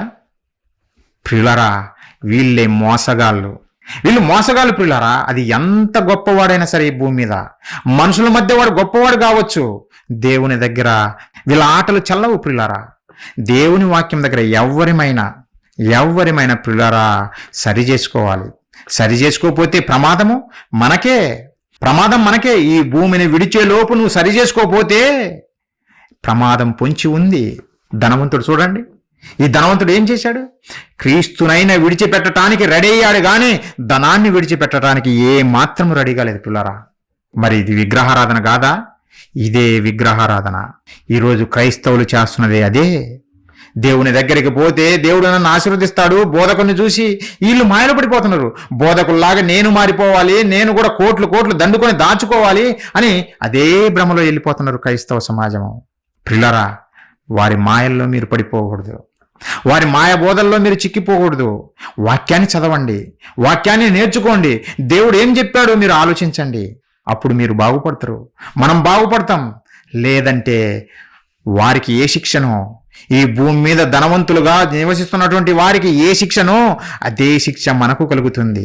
మీకు తెలుసు కదా, అనేక సార్లు చదువుతుంటారు ధనవంతుడు లాజరు కథ అని. అది కథ కాదు, వాస్తవమే. ధనవంతుడి పరిస్థితి ఏమైందో తెలుసునా? రోజు వింటుంటారు, నాకు తెలిసి ఈ సంఘాలలో ఈ బోధలు చేస్తుంటారు కదా, ధనవంతుడు లాజరు కథ అని. ధనవంతుడు పరిస్థితి ఏమైంది? భూమి మీద ఉన్నప్పుడు ఆ ధనవంతుడు హ్యాపీగానే ఉన్నాడు. దేవుడు నన్ను ఆశీర్వదించాడు, నేను హ్యాపీగా ఉన్నాను అనుకున్నాడు పిల్లారా. కానీ ఎప్పుడైతే భూమిని విడిచాడో అతని పరిస్థితి చాలా ఘోరము. కనీసము నీటి బొట్టు లేక అల్లాడిపోతున్నాడు. ఏడుపు, పనులు కొరకడం తప్ప ఏమి లేదు పిల్లారా. ఈ భూమి మీద ఉన్నప్పుడు ధనవంతులందరూ మీకు ఎలా కనపడతారంటే మనుషులకు, మేము నీతిమంతులము, మేము గొప్పవారిమే, దేవుడు మమ్మల్ని ఏర్పరచుకున్నాడు, దేవుడు మాతో ఉన్నాడు అని వీళ్ళు చెప్పుకుంటారు, మీరు నమ్ముతారు. ప్రియులారా, దేవుడు ఉండేది ఎవరితో తెలుసునా? ఆయన చిత్తము చొప్పున జరిగించే వారితోటే. ధనవంతుడితో కాదు ఉండేది. ధనాన్ని విడిచిపెట్టమన్నాడు దేవుడు. యేసుక్రీస్తుల వారు స్వయాన యేసుక్రీస్తుల వారే చెప్పారు, నువ్వు ధనాన్ని విడిచిపెట్టు, నా దగ్గరికి రావాలంటే మొట్టమొదటిగా నువ్వు ఆ ధనాన్ని విడిచిపెట్టి విగ్రహారాధన, నా ధనాపేక్షను విడిచిపెట్టి నన్ను వెంబడించు అని అంటే అతడు ధనముంది గనక చిన్నబుచ్చుకున్నాడు, ముఖము ఏడుపు ముఖం పెట్టేశాడు. మరెన్నడూ రాకుండా వెళ్ళిపోయాడు పిల్లరా. మరెన్నడూ రాడు. ధనము అంతగా మోసం చేస్తుంది ఈ మనిషిని. ధనము అంతగా మోసం చేస్తుంది. దేవుని దగ్గర నుంచి మనకు రావాల్సిన దీవెనలు ఏమి రాకుండా మనల్ని మోసం చేసి చివరికి నరకానికి పంపుతుంది ఈ ధనము. ఈ ధనమే మనిషి హృదయంలో దేవతగా, దేవుడిగా వెలిగింది పిల్లలు. అందుకే చూడండి, యేసుక్రీస్తు వారి ఫోటో కానీ లేదంటే బైబిల్ కింద పడినదనుకో టప్పున బాధితారు దుమ్ము పోవాలని. బైబిల్ కింద పడింది అనుకో తీసుకోవటానికి ఆ దుమ్ము పోవాలని బలామని బాధితారు బైబిల్ మీద. మీరే అబ్జర్వ్ చేయండి, మీరు చూసి ఉంటారు. 10 రూపాయలు నాటు కింద పడింది అనుకో ఇలా కళ్ళ కదులుతారు, ఇలా అద్ది ఇలా జోబులో పెడతారు. ఎందుకు? దేవత, మన దేవుడు. ధనము ప్రియులారా, ధనము దేవుని స్థానంలోకి వచ్చేసింది ఈ ప్రపంచంలో ధనం అనేది దేవుని స్థానానికి ఎక్కేసింది పిల్లరా. అందుకే యేసుక్రీస్తులు వారు చెప్పారు, వాడు యజమానుగా మారిపోయాడు. మీకు దేవుడు మీకు యజమానుగా ఉండాల్సింది పోయి ధనము మీకు యజమానుడైపోయాడు. ధనము చెప్పిందే మీరు చేస్తున్నారు, ధనము చెప్పిందే చేస్తున్నారు. అందుకే కదా ఆ యవనస్తుడికి సూత్రం చెప్పాడు, నువ్వు నన్ను వెంబడించు, అవన్నీ పేదలకు పంచిపెట్టు అని అంటే, నేను ధనమును విడిచిపెట్టను, ఎందుకంటే నాకు దేవత ధనమే. నోటితో చెప్పకపోవచ్చు, మనము కూడా నోటితో చెప్పకపోవచ్చు, మన క్రియలే సాక్ష్యం పలుకుతాయి మనం ఎవరిని పూజిస్తున్నామనే సంగతి. మనం చేసే క్రియలే సాక్ష్యం పలుకుతాయి ప్రియులారా. ఇస్కరియోతు యూదా మీకు తెలుసు కదా ప్రియులారా. ఇస్కరియోతు యూదా యేసుక్రీస్తుల వారు చేసినటువంటి అద్భుతాలు చూశాడు, కల్లారా చూశాడు. ఆయన ప్రేమను అనుభవించాడు. చనిపోయిన వారిని యేసుక్రీస్తుల వారు తిరిగి లేపితే కల్లారా చూశాడు ఇస్కరియోతు యూదా ప్రియులారా. చివరికి యేసుక్రీస్తుల వారు ఇస్కరియోతు యూదా పాదాలు కూడా కడిగాడు. కడిగినా సరే ఇస్కరియోతు యూదాలో యేసుక్రీస్తు లేడు. ఇస్కరియోతు యొక్క హృదయంలో యేసుక్రీస్తుల వారు లేరు. మరి ఎవరున్నారు? ధనము ఏడొక దేవత, దేవుడు లేడు పిల్లారా. అందుకే ఏం చేశాడు ఒకసారి చూడండి ఆ మాటలు పిల్లారా. ఇవన్నీ బైబిల్లో రాయబడినటువంటి అద్భుతమైన విషయాలు. దేవుని దగ్గరికి మనం చేరాలంటే ఇవన్నీ మనము ఆలోచించాలి, నేర్చుకోవాలి. అప్పుడు మనకు బాగా అర్థమవుతుంది. ఇస్కరియోతు యూదా ఏం చేశాడో చూడండి. తనను ప్రేమించినటువంటి యేసుక్రీస్తుల వారిని తన హృదయంలో పెట్టుకోవాలి కదా. తన హృదయంలో పెట్టుకోవాల్సినటువంటి యేసుక్రీస్తును ఇతను ఏం చేశాడంటే, మత్తయి సువార్త 26వ అధ్యాయము 14వ వచనం నుంచి నేను చదువుతున్నా చూడండి. 14వ వచనం నుంచి, అప్పుడు 12 మందిలో ఒకడగు ఇస్కరియోతు యూదా ప్రధాన యాజకుల యొద్దకు వెళ్ళి, నేను ఆయనను మీకు అప్పగించిన యెడల నాకేమి ఇత్తురని వారిని అడిగాను. నేను ఆయనను అప్పగిస్తాను. నా పాదాలు గడిగాడు, ఎన్నో అద్భుతాలు చేశాడు, నా మీద ప్రేమ కురిపించాడు యేసుక్రీస్తుల వారు. అయినా సరే నేను మీకు ఆయన అప్పగిస్తాను. ఎందుకో తెలుసునా? నాకు ధనాపేక్ష ఉంది, నాకు ధనము కావాలి, కాబట్టి నాకు ఏమి ఇస్తారు, ఎంత ఇస్తారు అని బేరం కుదుర్చుకోవటానికి వెళ్ళాడు పిల్లరా. ఎవరు? ఇస్కరియోతు యూదానే. 12 మంది శిష్యులలో ఒకడు అని అంటే, అప్పుడు వారేమి చెప్పారు తెలుసునా? నాకేమిత్తురని వారిని అడిగాను. అందుకు వారు 30 వెండి నాణెములు తూచి వానికి ఇచ్చిరి. వాడప్పటి నుండి ఆయనను అప్పగించుటకు తగిన సమయం కనిపెట్టుచుండెను. 30 వెండి నాణ్యాలు పిల్లరా, 30 వెండి నాణ్యాలు. యేసుక్రీస్తుల వారి యొక్క వాల్యూ 30 వెండి నాణ్యాల. ఎంత ఘోరంగా ధనము పిల్లరా మనిషిని మోసం చేసి దేవుణ్ణి పక్కకు నెట్టేస్తుందో ఈ మాటలను చూస్తుంటేనే మనకు అర్థమవుతుంది. మనిషి ఏ విధంగా దేవుణ్ణి తన దగ్గరికి రాకుండా దూరం చేసుకుంటున్నాడో ఈ మాటలను బట్టి చూస్తుంటేనే మనకు అర్థమైపోతుంది. దేవుడేమో మీ హృదయాల్లో నేను ఉండాలి, మీ హృదయంలో గుడి కట్టుకొని నేను ఉండాలి, మీ దగ్గరనే నేను ఉండాలని ఆయన అనుకుంటే, దేవుడా మాకు నువ్వొద్దు, ధనము కావాలి, నువ్వు మాకొద్దు దేవుడా, మాకు ధనమివ్వు చాలు, కానీ మేము మాత్రం మీకే స్తుతి స్తోత్రం అని పాటలు పాడతాం. ప్రియులారా, దేవుడు ఇలాంటి వేషధారణ అంగీకరించడు. ఇలాంటి భక్తిని దేవుడు అంగీకరించడు. ఆయన చెప్పినట్టుగా బ్రతకాలి. ఇస్కరియోతు యూదా ఏం చేశాడు? 30 ఎండి నాణ్యాలు 30 ఎండి నాణ్యాలకు యేసుక్రీస్తును అమ్మాలని ప్లాన్ చేశాడు. పిల్లరా, అమ్మాడా? ముద్దు పెట్టేలా అప్పగిచ్చేశాడు. అదే అధ్యాయం మనం చూస్తే మత్తయి సువార్త 26వ అధ్యాయం పిల్లరా 48వ వచనం మనం చూస్తే, ఆయనను అప్పగించువాడు ఆయన ఇస్కరియోతు యూదా ఏం చేశాడో తెలుసునా? నేనెవరిని ముద్దు పెట్టుకుందునో ఆయనే యేసు, ఆయన పట్టుకొనిడని వారికి గుర్తు చెప్పి వెంటనే యేసు నద్దకు వచ్చి, బోధకుడా నీకు శుభమని చెప్పి ఆయనను ముద్దు పెట్టుకొనెను. శుభమా? 30 నిండు నాణాలకు అమ్మేసి ఇది శుభమా? పిల్లరా, ధనము మత్తులో మగ్గిపోతున్న ఎవరికైనా ఇలానే ఉంటుంది పిల్లరా. ఇలానే ఉంటారు వాళ్ళు, ఇలానే ఉంటారు. ఈరోజు బోధకుల్ని చూస్తుంటే నిజంగా బాధ అనిపిస్తుంది పిల్లరా. ప్రజలు, అమాయక ప్రజలు, పేద ప్రజలు, వారు ఉదయం లేచిన నుంచి రాత్రి పడుకునేంత వరకు కష్టపడి ఎంతో కొంత సంపాదించుకొని తమ జీవనం కొనసాగిస్తున్నటువంటి ఈ పేద ప్రజల దగ్గర నువ్వు 10వ భాగం ఇస్తావా చస్తావా? నువ్వు ఇవ్వకపోతే నీ అప్పులు పోవు, 10వ భాగం ఇవ్వకపోతే నీ అప్పులు పోవు అని ఒక మాయబోధ చేసి ప్రజలను భయభ్రాంతులు చేసి వారి దగ్గర దోచుక తింటున్నారు పిల్లరా. సరే, తీసుకున్న తర్వాత ఏమన్నా దేవుని కార్యాలు చేశావా? దేవుని కార్యాలు చేయరు. నేను మీటింగ్ చదువుతున్నాను, రివైవల్ మీటింగ్, ఉజ్జీవ సభలను పెట్టేసి వాళ్ళ డబ్బా కొట్టుకుంటూ కూర్చుంటారు. దేవునికి మహిమ తెచ్చే మాటలు ఏమైనా చెబుతారా? చెప్పరు పిల్లరా, చెప్పరు. దేవునికి మహిమ తెచ్చేవి చెప్పరు. మిమ్మల్ని పరలోకం చేర్చే దేవుని మాటలు అస్సలు చెప్పరు. ఏ కాడికి వారి జోబు నిండాలి, వారి పొట్ట నింపాలి, వారి బ్యాంకు ఖాతాలు నిండాలి, అవే బోధలు తప్ప ఎక్కడైనా సరే దేవుని దగ్గరికి నడిపించే బోధలు ఎక్కడైనా ఉన్నాయా? లేవు పిల్లరా. కోట్ల కొలదిగా వీళ్ళ దగ్గర మూలిగిపోతున్నాయంటే ఆలోచించండి.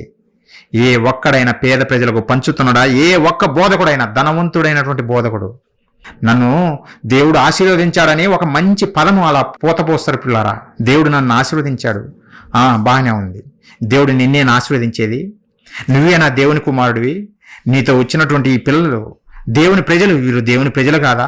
మరి దేవుని ప్రజలకు ఆశీర్వాదం రాలేదే, నీలాంటి ఆశీర్వాదం నీకెందుకు వస్తుంది అంటే, నువ్వు దోపిడీగాడివి గనక, అక్రమకారుడు గనక, ప్రజలను మాయ చేసి, వాక్యం తెలియదు గనక వారిని మాయ చేసి దోచుకు తింటున్నావు. అందుకే నువ్వు ధనవంతుడుగా మారిపోతున్నావు, ధనవంతుడుగా మారిపోతున్నావు ఈ భూమి మీద. ప్రియులారా, బైబిల్ అంగీకరించింది ఇలాంటి వారిని. మనుషులు అంగీకరించవచ్చు. 1,00,000 మంది ఫాలోయింగ్ ఉన్నారండి. ఎవరి కోసం? ఉంటే ఉండని, ఎవరి కోసం? ప్రియులారా, మనుషులు అంగీకరిస్తారేమో కానీ దేవుడు అస్సలు అంగీకరించడు. ధనవంతుడు దేవుని రాజ్యంలో ప్రవేశించుట అసాధ్యము. చదివారు ఎప్పుడన్నా మాట? ధనవంతుడు దేవుని రాజ్యంలో ప్రవేశించుట అసాధ్యము. ఒంటె సూర్య బెజ్జములోనైనా దూరుతుంది కానీ ధనవంతుడు దేవుని రాజ్యంలో ప్రవేశించుట దుర్లభము. మరి ఈ మాటలు ఈ బోధకులు చదవటం లేదా? సంఘంలో మాత్రం చెప్పరు. సంఘంలో మాత్రం అస్సలు చెప్పరు. ఒకవేళ చెప్పినా సంఘంలో ఎవరైనా ధనవంతుడు ఉంటే వాడి జోబి ఖాళీ చేయడం కొరకు మాత్రం చదువుతారు.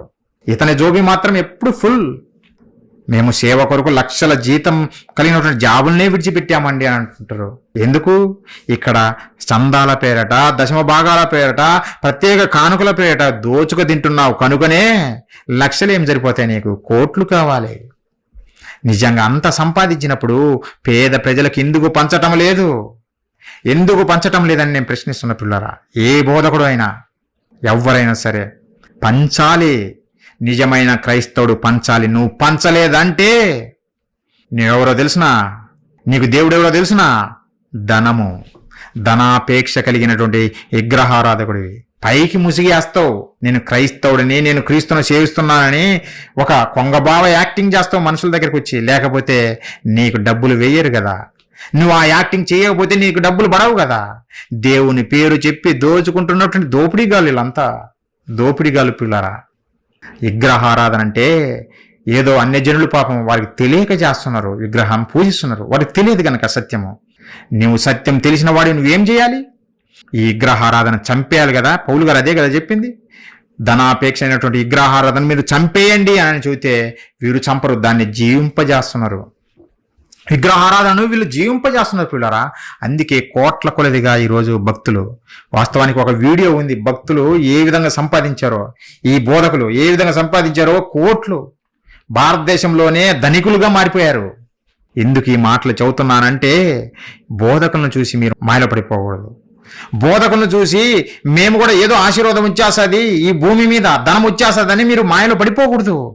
మీరు అనొచ్చు, నీకేమండి అమెరికాలో ఉన్నావు, నువ్వు ఎన్ని మాటలనే చెబుతావు, నువ్వు సంపాదించటం లేదా అని మీరు నాతో అనొచ్చు పిల్లారా. మా నాన్నగారిని కూడా ఇదే అన్నారంట అందరూ. నువ్వు చెబుతావు, ఎన్నో చెబుతావు, ఈ కొడుకు ఆడ ఉన్నాడు ఈడ ఉన్నాడు అని. పిల్లారా, పేరుకు అమెరికాలో ఉన్నాం అంతే, కానీ ఎన్ని కష్టాలు పడుతున్నామో మాకు తెలుసు, దేవునికి తెలుసు. ఈరోజు పరిచర్య జరిగించటానికి మేము ఎవరో ఇస్తేది మేము చేయటం లేదు. ఎన్ని కార్యాలు జరిగిస్తున్నామో మీ అందరికీ తెలుసు. వారంలో ఎన్ని కార్యాలు జరిగిస్తున్నామో మీ అందరికీ తెలుసు పిల్లరా. ఎలా జరిగిస్తున్నాం? జాబ్ చేసుకుంటూ ఈ కార్యాలన్నికి అవసరమైనటువంటి ఖర్చు అంతా మేము భరిస్తున్నాం పిల్లరా. ఎందుకు? ఈ సత్యవాక్యము అమాయక ప్రజలకు తెలియజేయాలనే తప్ప, ఆ తపనతో మేము పనిచేస్తున్నాము. దేవుని కొరకు మేము కూడా ఈ ధనాపేక్ష అయినటువంటి విగ్రహారాధన చంపేయాలి, ఈ ధనాన్ని దేవుని కొరకు ఖర్చు చేయాలని మేము ఆశిస్తున్నామే తప్ప, ప్రజల దగ్గరికి వచ్చి మాకు ఇవ్వండి చందాలు, మాకు ఇవ్వండి దశమ భాగాలు అని మేము ఎప్పుడు కోరలేదు పిల్లరా. రేపు క్రైస్ట్ చర్చ్ ఖమ్మం ద్వారా ఒక మంచి సాంగ్ రిలీజ్ కాబోతుంది, దేవుని ప్రేమను గూర్చి. ఆ ప్రేమను తెలియజేయాలని ఒక పాట రెడీ చేస్తున్నాం. ఆ పాటకు ఖర్చు అవుతుంది, దానికి సిద్ధపడి మేము పనిచేస్తున్నాం, సిద్ధపడే పని చేస్తున్నాం పిల్లరా. ఎవరైనా ఇస్తే ఇలాంటి దేవుని కార్యాలకు ఇవ్వండి. మీరు చూడండి, మీరు చూస్తున్నారు కదా దేవుని కార్యాలు క్రైస్ట్ చర్చ్ ఖమ్మం ఎలా చేస్తుందో, ఒక్కొక్క కార్యము దేవుని మహిమపరిచే కార్యాలు ఎలా చేస్తుందో మీరు అందరూ చూస్తున్నారు కదా. ఇలాంటి కార్యాల కొరకు ఇవ్వండి. మా జోబులు నింపటానికి మాకు అవసరం లేదు పిల్లారా, మా జోబులు నింపటానికి అవసరం లేదు. మేము ప్రతి పైసా దేనికోసమో తెలిసినా దేవుని కొరకు ఖర్చు పెట్టాలని చూస్తున్నాము. తమ్ముడు సురేష్ అయినా సరే ప్రతి గురువారం వెళ్తాడు ఆటో తీసుకొని. ఆటోకు డబ్బులు ఉన్నాయా అని ఎవరు అడుగుతారు? ఎవరు అడగరు. సురేషే తన జోబులే తీసుకొని ఖర్చు పెడతాడు. ఎందుకు? నాతో పాటు వీరిని తీసుకెళ్ళి దేవుని మాటలు వినిపించాలి, వీరు దేవుని కొరకు కష్టపడి పనిచేయాలనే కదా. ఎవరినైనా ఆశించి చేస్తున్నాం మా పిల్లరా. ఇది మా గొప్పతనం కాదు, కానీ సువార్త ప్రకటించవలసిన భారము మా మీద ఉంది. ఒకవేళ ప్రకటించకపోతే మాకు శ్రమ అని ఒక సత్యాన్ని తెలుసుకున్నాము గనుకనే మాకున్న దాంట్లో మేము దేవుని కొరకు ఖర్చు చేయాలి, ఈ ధనాపేక్షను చంపేయాలి, అమాయకులైన ప్రజలను కొంతమందినైనా దేవుని వద్దకు నడిపించాలనే ఈ కార్యాలు చేస్తున్నాం పిల్లారా. ఒక్కరిని జాబ్ చేసి కుటుంబాన్ని పోషించుకుంటూ దేవుని పరిచర్య చేయాలి. దేవుని పరిచర్య ఎలా జరుగుతుంది? మాటలతో జరగదు. ఈరోజు ఈ సెటప్ చేయటానికి ఖర్చు ఎంతనో పిల్లారా, ఖర్చు ఎంతనో ఉంటుంది. ఆ ఖర్చు అంతా భరించేది మేమే. అందరిలాగా ఈ స్పాన్సర్ చేయండి అని మేము ఎప్పుడు చెప్పుకోలేదు పిల్లారా. మీరు చేస్తే దేవుని కార్యాలకు చేయమని మేము ఎప్పుడూ చెబుతున్నాం పిల్లారా. ఎందుకంటే మేము బలవంతం ఎవరిని చేయం. బలవంతంగా మీరు ఇవ్వకపోతే మీరు చస్తారన్న విధంగా అలాంటి మాటలు మేము పలకము. దేవుని ప్రేమనే. దేవుడు ఎలాంటి కోరుకుంటాడు? నీకు నచ్చింది దేవుడికి ఇస్తే అప్పుడు సంతోషిస్తాడు. నా కుమార్తె నాకు ఇచ్చింది, నా కుమారుడు నాకు ఇచ్చాడు అని సంతోషిస్తాడు. అలా కాకుండా నేను ముక్కు పెండి పీల్చాను అనుకో పిల్లారా, అప్పుడు మీరు ఎలా ఇస్తారు? ఇడెప్పుడు ధనమే ధనమే ధనమే అని అయిష్టంగా ఇస్తారు. దేవుని దగ్గర నుంచి ఫలము మీరు పోగొట్టుకుంటారు. అలా నేను కోరుకోలేదు పిల్లారా. ఈరోజు మేము ధనం కూర్చుకొని మేమే గొప్పవారమని అనుకోలేదు పిల్లారా. మేము అందరినీ వాక్యంలో పెంచాలి. మీరు కూడా ఈ సమాజంలో దేవుని కొరకు గొప్పగా ఎదగాలని మేము ప్రయాసపడుతున్నాం. అందుకే ఈ మాటలు నేర్చుకొని మీకు నేర్పుతున్నాం. అబద్ధకుల చేతిలో మీరు మోసపోకూడదు, మాయగాళ్ళ చేతిలో మీరు మోసపోకూడదు. మీరు కూడా దేవుని కొరకు గొప్పగా ఎదగాలనే పిల్లారా. ఎదగాలి మనము. ఇస్కరియోతు యూదా 30 ఎండి నాణాలకు యేసుక్రీస్తులను నమ్మేశారు. ఎందుకు? ధనము మీద మక్కువ. ధనవంతుడు ధనమును విడిచిపెట్టలేదు, కానీ యేసుక్రీస్తును వాడు విడిచిపెట్టాడు. ఎందుకు? ధనము మీద మక్కువ. ఈరోజు బోధకులు కూడా ధనమును విడిచిపెట్టడం లేదు.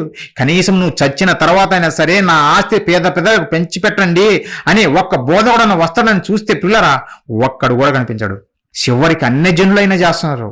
అన్యజనులైనా సరే నా ఆస్తి నేను బతికినంత కాలం నేను అనుభవించాను, నేను మరణించిన తర్వాత పేద ప్రజలకు పంచేయండి అని అన్యజనులైనా చెబుతున్నారు. కానీ పిల్లారా, నేను క్రైస్తవుడిని, నేను గొప్ప బోధకుడిని అని చెప్పుకుంటున్నటువంటి వీడు తన తర్వాత తన పిల్లలు ఇలా కోట్ల కొలదిగా దోచుకు తింటున్నారు పిల్లరా.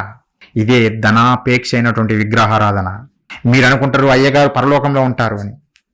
అయ్యగారు పరలోకం చేరిపోయారని వీళ్ళు కూడా చెబుతారు. నేను పరలోకం వెళ్ళాను, ఎక్కి చూసి వచ్చానని. ఈ వినేవాళ్ళం మనం ఉన్నాం కదా, అన్ని అబద్ధాలు చెబుతారు పిల్లరా, కల్పితాలు చెబుతారు ప్రియులారా.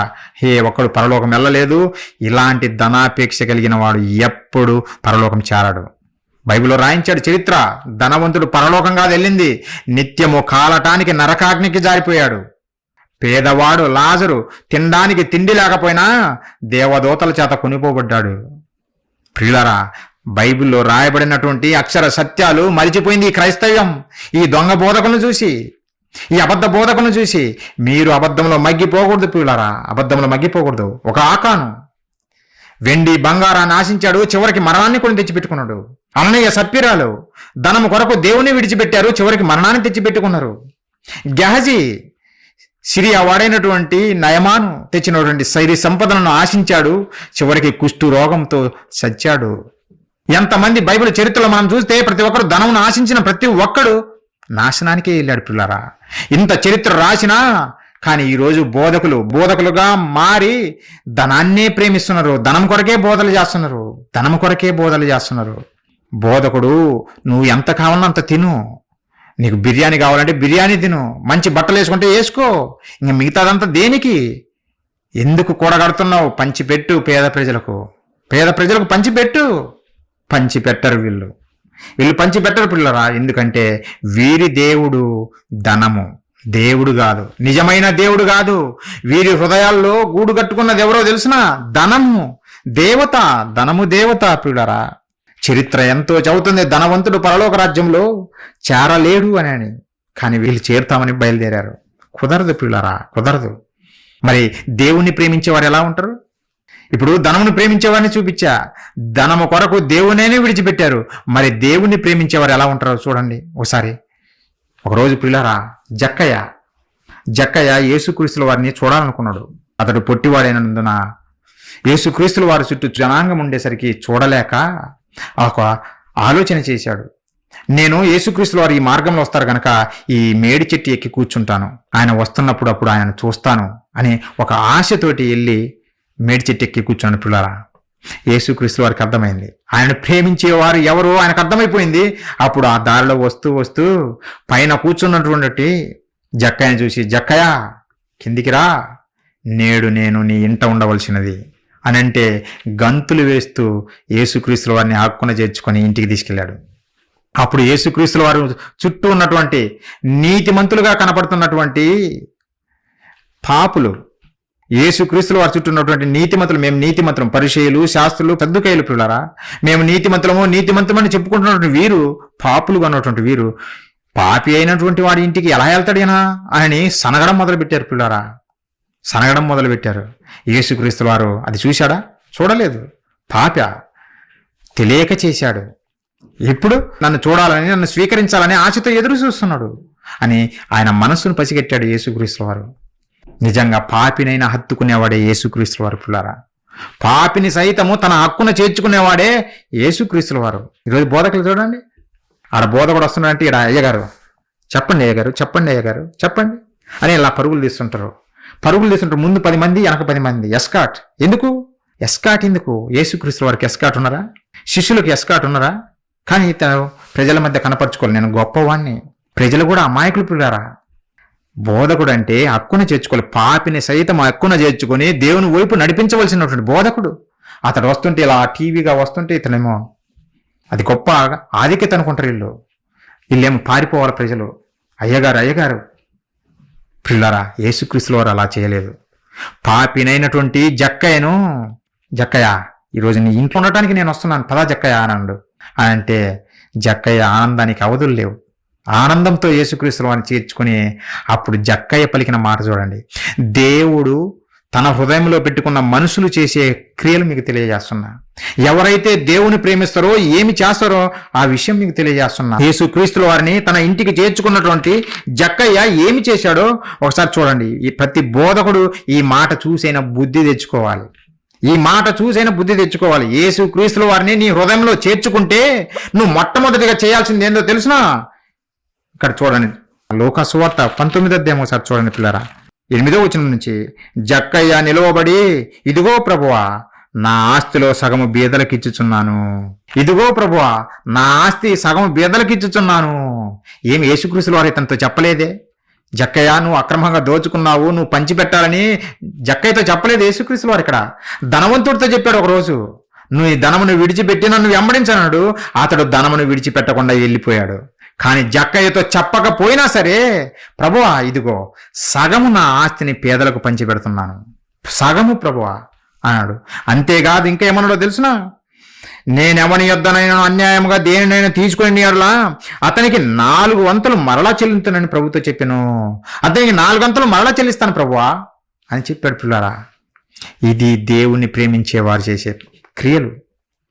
దేవుని ప్రేమించేవారు చేసే క్రియలు ఇలాంటి. పిల్లారా, ధనము ధనము ధనమని ధనం వెంట పడరు. నేను పంచి పెడతాను ప్రభువా అన్నాడు. పంచి పెడతాను అని పంచిపెట్టాడా? పంచిపెట్టాడు. పిల్లారా, యేసుక్రీస్తు వారు 12 మంది నేర్పరచుకున్నారు కదా జాలర్లు. వారు జాలర్ పని చేస్తేనే తప్ప వారికి పూట గడవదు. వారిని పిలిచినప్పుడు వాళ్ళు ఏం చేశారో తెలిసిన? సమస్తాన్ని విడిచిపెట్టారు.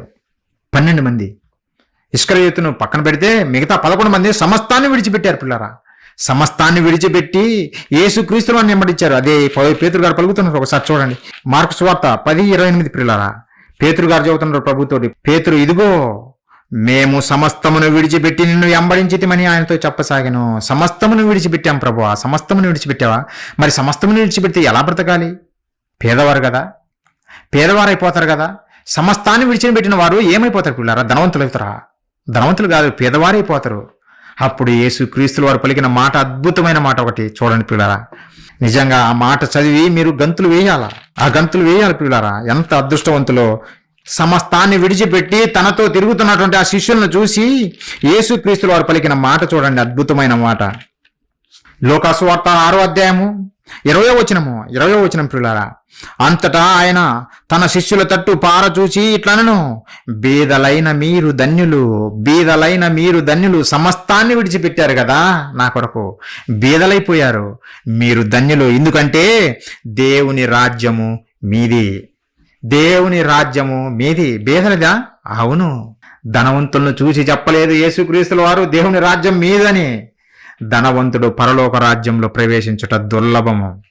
ఒంటె ఈ సన్నగా ఉన్నటువంటి సూది బెజ్జంలోనైనా దూరుతుంది కానీ ధనవంతుడు పరలోక రాజ్యంలో ప్రవేశించుట దుర్లభము. యేసుక్రీస్తుల వారు ఆ పేదలను, తన కొరకు సమస్తాన్ని త్యాగం చేసినట్టు ఆ పేదలను చూసి మీదే ఈ పరలోక రాజ్యం మీదే, దేవుని రాజ్యం మీదే అని చెబుతుండు. ఈరోజు పేదలుగా ఉన్నటువంటి మనము ధన్యులం ప్రియులారా. ధనముని వెంటపడకుండా దేవుని కొరకు బ్రతుకుతున్నటువంటి మనము ధన్యులము. పరలోక రాజ్యము మనదే, ధనవంతులది కాదు పిల్లారా. పౌలు గారు అందుకే ఈ సూత్రాలు అర్థమైపోయినాయి పౌలు గారికి. తర్వాత లేటుగా వచ్చినా సరే క్రీస్తు చెప్పినటువంటి బోధనలోనేటువంటి పరమార్థము పౌలు గారికి అర్థమైపోయింది కనుకనే ఏమి చేశాడో తెలిసిన? సమస్తాన్ని నష్టంగా ఎంచుకున్నాడు. ఆయనకున్నవన్నీ ఆయన కూడా ఇచ్చిపడేశాడు. ఒకరోజు అపోస్తులు చేసినట్టుగానే సమస్తాన్ని విడిచిపెట్టినట్టునే పౌలు గారు నష్టముగా ఎంచుకున్నాడు తనకున్నవన్నీ. వాటిని నష్టముగానే కాదు, నా దగ్గర ఉన్నది పెంట అన్నాడు ఆయన. నా దగ్గర ఉన్నది ఈ పెంట, నాకెందుకు ఈ పెంట నాతో ఉంటే నేను పరలోకానికి వెళ్ళలేను, కాబట్టి దీన్ని ఏం చేయాలి? తీసి బయటపడేయాలి అనుకున్నాడు. మొత్తాన్ని త్యాగం చేశాడు పిల్లారా పౌలు గారు. చూడండి ఆ మాట, చూడండి పిల్లారా. ఇది క్రైస్తవ్యం అంటే, ఇది నిజమైన క్రైస్తవ్యం అంటే, క్రీస్తును వెంబడించేవారంటే వీళ్ళు పిల్లారా నిజమైన క్రైస్తవులు. వీళ్ళు ఈ రోజు ఏషదారులకు వచ్చినటువంటి వీళ్ళని చూసి మీరు మోసపోతే ఎలా? మోసపోకూడదు పిల్లారా. ఫిలిప్పీయులకు రాసిన పత్రిక పిల్లారా 3వ అధ్యాయం 10వ వచనం నుంచి నేను చదువుతున్నా. ఏ విధము చేతనైనను మృతులలో నుండి నాకు పునరుద్ధానము కలుగవలనని ఆయన మరణ విషయములో సమాన అనుభవము గలవాడనై ఆయన పునరుద్ధానమునకు ఎరుగు నిమిత్తమును, ఆయన శ్రమలలో పాలివాడొకటి ఎట్టిదో ఎరుగు నిమిత్తమును సమస్తమును నష్టపరుచుకొని వాటిని పెంటతో సమానముగా ఎంచుకొనిచున్నాను. సమస్తాన్ని పెంటతో సమానంగా ఎంచుకుంటున్నాను. ఎందుకు?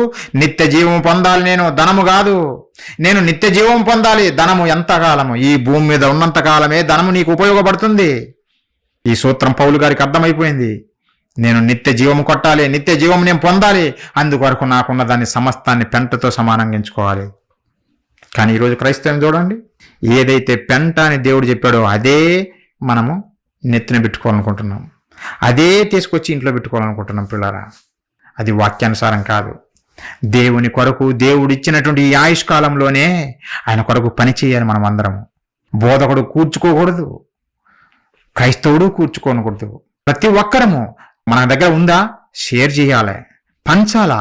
వాళ్ళందరూ మన సహోదరులే కదా, వారికి పంచాలా. దేవుని కార్యాలు మనం జరిగించాలా.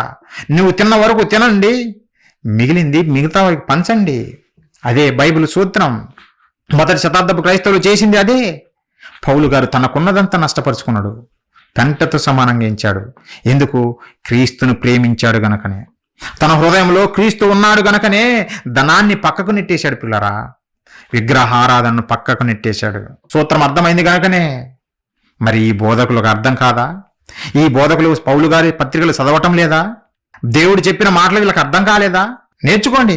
నేను బోధిస్తాం ప్రతి ఒక్కరికి, చిన్న పెద్ద తేడా ఏమీ లేదు. అందరికీ బోధిస్తాం సత్యాన్ని. నీలాగా మాయ బోధలు చెప్పం, మోసపూరితమైనటువంటి బోధలు చేయం, సత్యాన్ని తెలియజేస్తాం. ప్రియులారా, దేవుడు ఎంతో ఉన్నతమైన సంగతులు బైబిల్లో మన కొరకు దాచిపెట్టినా అవి చెప్పకుండా ధనము కొరకు బోధలు చేస్తుంటే వీరే విగ్రహారాధికులు అంటుండే. ప్రియులారా, వీరే విగ్రహారాధికులు. ధనము చాలా ప్రమాదకరమైనది, చాలా ప్రమాదకరమైనది. అందుకే దేవుడు చెబుతూ తిమోతి గారికి రాసిన పత్రిక ఈ ధనము గురించి. ప్రియులారా, భక్తులకు అర్థమైంది కనుకనే దాన్ని త్యాగం చేసేశారు, దాన్ని విడిచిపెట్టారు, దేవుని కొరకు దాన్ని త్యాగం చేశారు. ప్రియులారా, తిమోతి గారికి రాసినటువంటి మొదటి పత్రిక 6వ అధ్యాయం మనం చూడగలిగితే 10వ వచనము, ఎందుకనగా ధనాపేక్ష సమస్తమైన కీడులకు మూలము, కొందరు దానిని ఆశించి శ్వాసం నుండి తొలగిపోయి నానా విధమ బాధలతో తమ్మును తామే పొడుచుకునేరి. సమస్తమైన కీడులకు మూలం ఏదైనా ఉందంటే అది ధనం. ధనం. ఎంతో మంది మేము భక్తులమనేని బైబిల్ చరిత్రలో చూసి చివరికి విశ్వాసం నుండి తొలగిపోయారు. ఒక ఆకాను, ఒక గెహజీ, ఒక ఇస్కరియోతు యూదా, అననీయ సప్పీరా, వీళ్ళందరూ ధనాన్ని ఆశించే తొలగిపోయారు. పిల్లరా, విశ్వాసం నుండి తమ్మును తామే పొడుచుకున్నారు, పరలోకం చేరకుండా నరకానికి చేరిపోయారు. అలానే ఉంటారా మనము? అలానే ఉండాలా? ఉండకూడదు. పిల్లరా, ధనము చాలా ప్రమాదకరమైనది. అది దేవుని స్థానంలోకి వచ్చేసింది. అందుకే మన వాళ్ళు చదువుతుంటారు కొంతమంది, ఒరే నీ నెత్తి మీద రూపాయి పెట్టినా నువ్వు చల్లవురా అంటాడు. నీ నెత్తి మీద రూపాయి పెట్టినా నువ్వు చల్లవురా అంటే అంత దిగజారిపోయాడు మనిషి. రూపాయికైనా మనిషి విలువ ఇస్తున్నాడు కానీ మనిషికి విలువ ఇవ్వటం లేదు. పిల్లరా, అంటే ధనము ఏ స్థితికి ఎక్కిపోయిందో ఆలోచించండి. ధనమును మనిషి ఏ స్థితిలో పెట్టాడో మీరు ఆలోచించండి. రూపాయికున్న విలువ మనిషికి లేదంటే ఇంకా ఆలోచించండి. పిల్లరా, ధనము ఎంత క్రూరముఖమో. అందుకే ఈ ధనము గురించి చెబుతూ దేవుడు క్రూరముఖము అన్నాడు. ధనము చాలా ప్రమాదకరమైనది. ఆ ధనము కోసమే కదా వ్యభిచారము, ఆ ధనము కోసమే దొంగతనము, ఆ ధనము కోసమే నరహత్యలు. సమస్తమైన కీడులకు మూలము ధనము. కానీ వీళ్ళు మాత్రం ఆ ధనమే కావాలని కోరుకుంటారు. పిల్లారా, ధనమే కావాలని కోరుకుంటారు.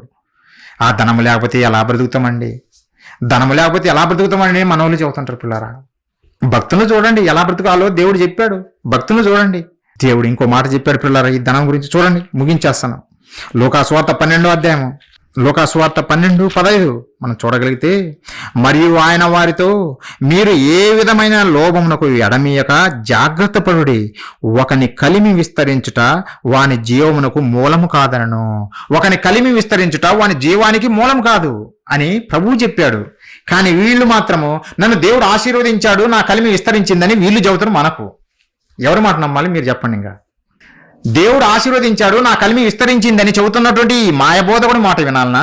లేదంటే సత్యము చెబుతున్నటువంటి యేసుక్రీస్తుల వారు కలిమి విస్తరించుట మీ జీవానికి మూలం కాదు అని చెప్పినటువంటి ప్రభువు మాట వినాలనా? ప్రభువు మాట వినాలి. ప్రభువు మాట వింటే మనం బాగుపడతాం. బోధకుని మాట వింటే బోధకునితో పాటు మనం కూడా గుంటలో పడతాం. మనమే నిశ్చయించుకోవాలి ఏది కావాలనేది. పిల్లారా, బైబిల్ అందుకే మన చేతిలో పెట్టింది ఊరికి కాదు, ఇలాంటి మోసగాళ్ళు మన దగ్గరికి వస్తారనే. ప్రియులారా, ఒకని కలిమి విస్తరించుట వాని జీవానికి మూలము కాదు. ధనవంతుడికి ధనము ఉంది, విస్తరించింది, చివరికి నరకానికి పోయాడు. జీవాన్ని పోగొట్టుకున్నాడా లేదా? బైబిల్ ఎంత వాస్తవమైన గ్రంథమో ఆలోచించండి, ఎంత సత్యవేద గ్రంథమో ఆలోచించండి. ఆయన చెప్పాడంటే 100% షూర్ జరిగి తీరుతుంది. లేదు నేను ధనాన్ని ప్రేమిస్తాను, నేను దేవుని ప్రేమిస్తానంటే కుదరదు. దేవుని దగ్గర కుదరవు, మనిషి దగ్గరే కుదురుతాయి. మనిషి నమ్ముతాడు. దేవుడు ఆశీర్వదించాడు ఆయన్ను, దేవుడు ఆశీర్వదించాడని ఈ భక్తుడే చెబుతాడు. ప్రతి నెల కానుక సమర్పించుకుంటూ భక్తుడు బోధకుడిని దేవుడు ఆశీర్వదించాడని వీళ్ళే మనకు సాక్ష్యం చెబుతారు తిరిగి. కాదురా బాబు, ధనము మంచిది కాదు, ఒకని కలిమి విస్తరించుట జీవానికి మూలం కాదు అని మనం చెబితే మనకు తిరిగి సమాధానం చెబుతారు ఈ భక్తులు, బోధకుని భక్తులు. మేమేం చేయగలం? సత్యాన్ని మీ కళ్ళ ముందు పెట్టాము, మీ మనోనేత్రాలు వేగించుకోవాలని, మీరు దేవుని కొరకు ఫలించాలని, మా జోబులు నింపాలని కాదు. మాకు వద్దు పిల్లారా, మేము దేవుని కొరకే బ్రతకాలి, మనమందరం దేవుని కొరకు బ్రతకాలి, దేవుని కొరకు ఉన్నతంగా బ్రతకాలి. చూడండి ఎన్ని ఉన్నతమైన మాటలు దేవుడు చెప్పాడు. ధనము మనం ఎప్పుడైతే ప్రేమిస్తామో అదే విగ్రహారాధన. మరి ఎలా బ్రతకాలి ప్రభువా? ధనము లేదు, ఎలా బ్రతకాలి ప్రభువా అంటే ఒక సూత్రం చెప్పాడు దేవుడు. ఒకసారి చూడండి, తిమోతి గారికి రాసినటువంటి మొదటి పత్రిక మనం చూస్తే 6వ అధ్యాయంలోనే 7-8 వచనాలు పిల్లారా. మనము ఈ లోకంలోనికి ఏమీ తేలేదు, దీనిలో నుండి ఏమీ తీసుకుని పోలేము. కాగా అన్న వస్త్రములు గలవారమయ్యుండి వాటితో తృప్తి పొంది ఉందుము. అన్న వస్త్రములు, తినడానికి అన్నం ఉందా? Very good. కట్టుకోవడానికి బట్ట ఉందా? Very good. ఇంకా హ్యాపీనా? హ్యాపీ. లేదు ప్రభువా, మిద్దెల మేడలు కట్టాలి, చర్చి పేరుతో నిజంగా సంపాదించాలి, స్థలం సంపాదించాలి, అక్కడ కట్టాలి, అవన్నీ ఆస్తులనే నా మీద ఉండాలి, తర్వాత ఆస్తుల కొరకు క్రైస్తవులు కొట్టుకు సావాలి. ప్రియులారా, ఇలాంటిది కాదు. అన్న వస్త్రములు కరిగి అదే యేసుక్రీస్తు వారు ఈ భూమి మీద బ్రతికి చూపించాడు. అదే అపోస్తులు అలా బ్రతికి అన్న వస్త్రములేనా వాళ్ళు కలిగింది? నా ప్రశ్న ప్రియులారా, అపోస్తులను దేవుడు ఆశీర్వదించలేదా? ఈరోజు బోధకుల్ని ఆశీర్వదించాడా? నాకు ఎప్పుడు డౌట్ అది. బైబిల్ చెబుతున్న సమాధానము, అపోస్తులను నిజంగా ఆశీర్వదించాడు దేవుడు. వీరిని ఆశీర్వదించింది సాతాను, దేవుడు కాదు. ప్రియులారా, మరి అపోస్తులు వీరిలాగా దోచుకోలేదే, అపోస్తులు వీళ్ళలాగా సంపాదించలేదే. ఎందుకు అంటే వారికి అర్థమైంది, అన్న వస్త్రములు కలిగి జీవించాలి ఈ భూమి మీద, మనకు నిత్య జీవము రాబోతుంది, అక్కడ మనం అనుభవించగలము ఏదైనా. ఇక్కడ తాత్కాలికమైనటువంటి ఈ జీవితం, ఇక్కడ 60-70 సంవత్సరాల బ్రతికే ఈ జీవితానికి ఇక్కడ కూడగట్టుకుంటాం ఎందుకు? ఈ లోకానికి వచ్చేటప్పుడు, తల్లి గర్భం నుండి భూమి మీదకి వచ్చేటప్పుడు నేనేమీ తీసుకురాలేదు, మరలా ఈ భూమిని విడిచేటప్పుడు నేను ఏమైనా తిల్లి గవ్వ కూడా తీసుకపోనే. ఇంకా అలాంటప్పుడు నాకెందుకు? ఉండటానికి ఈ భూమి మీద దేవుని పని చేయటానికి, తినడానికి తిండి ఉంటే చాలు, కట్టుకోవడానికి బట్ట ఉంటే చాలు అన్న విధంగా అపోస్తులు బ్రతికారు. యేసుక్రీస్తుల వారు కూడా అదే చేసి చూపించారు. కానీ ఈరోజు బోధకులు అదేం కాదు, తరతరాలు తిన్నా తరిగిపోనటువంటి ఆస్తులు భూమి మీద ఏమైనా తీసుకెళ్తారంటే ఏమీ తీసుకెళ్ళలేరు, మొత్తం విడిచిపెట్టాల్సిందే, చివరికి చచ్చి నరకంలో కావాలి. ప్రియులారా, అలాంటి జీవితాలు ఎందుకు ప్రియులారా? అవసరం లేదు. అలాంటి జీవితాలు వద్దు మనకు. మనం దేవుడు కోరుకున్నట్టుగా బ్రతికితే నిజంగా నిత్య జీవం పొందుకుంటాం. ఈ ధనాన్ని భూమి మీద ఉన్నప్పుడే దేవుని కొరకు ఖర్చు చేయాలి, దాన్ని చంపేయాలి, మన హృదయంలో నుంచి తీసేయాలి దాని మీద ఉన్నటువంటి ఆశను, కోరికలను. మనం బ్రతకటానికి చాలు ప్రియులారా. అందుకే ఒక భక్తుడు ఒక మంచి మాట పలుకుతాడు ప్రియులారా. ఈ సందర్భంగా చదువుతాం, ఒకసారి చూడండి. భక్తుడు పలుకుతున్న మాటలు, ఇలాంటి ప్రార్థన చేయాలి, దేవుడు స్వీకరిస్తాడు. ఆయన పలికిన మాటలు చూడండి, ఆయనకు అర్థమైంది, సూత్రం అర్థమైంది కనుకనే ఏం చెప్పాడంటే, సామెతల గ్రంథము 30వ అధ్యాయము 8-9 వచనాలు ప్రియులారా.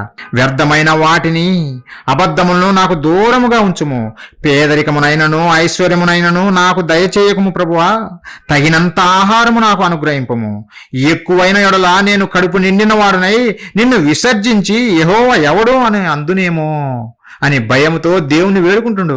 నాకు ఎక్కువ ఇస్తే ప్రియులారా, ఆకాశ తూములు విప్పి నన్ను ఆశీర్వదిస్తే యెహోవా ఎవడు అని నేను గర్వించి మాట్లాడతానేమో.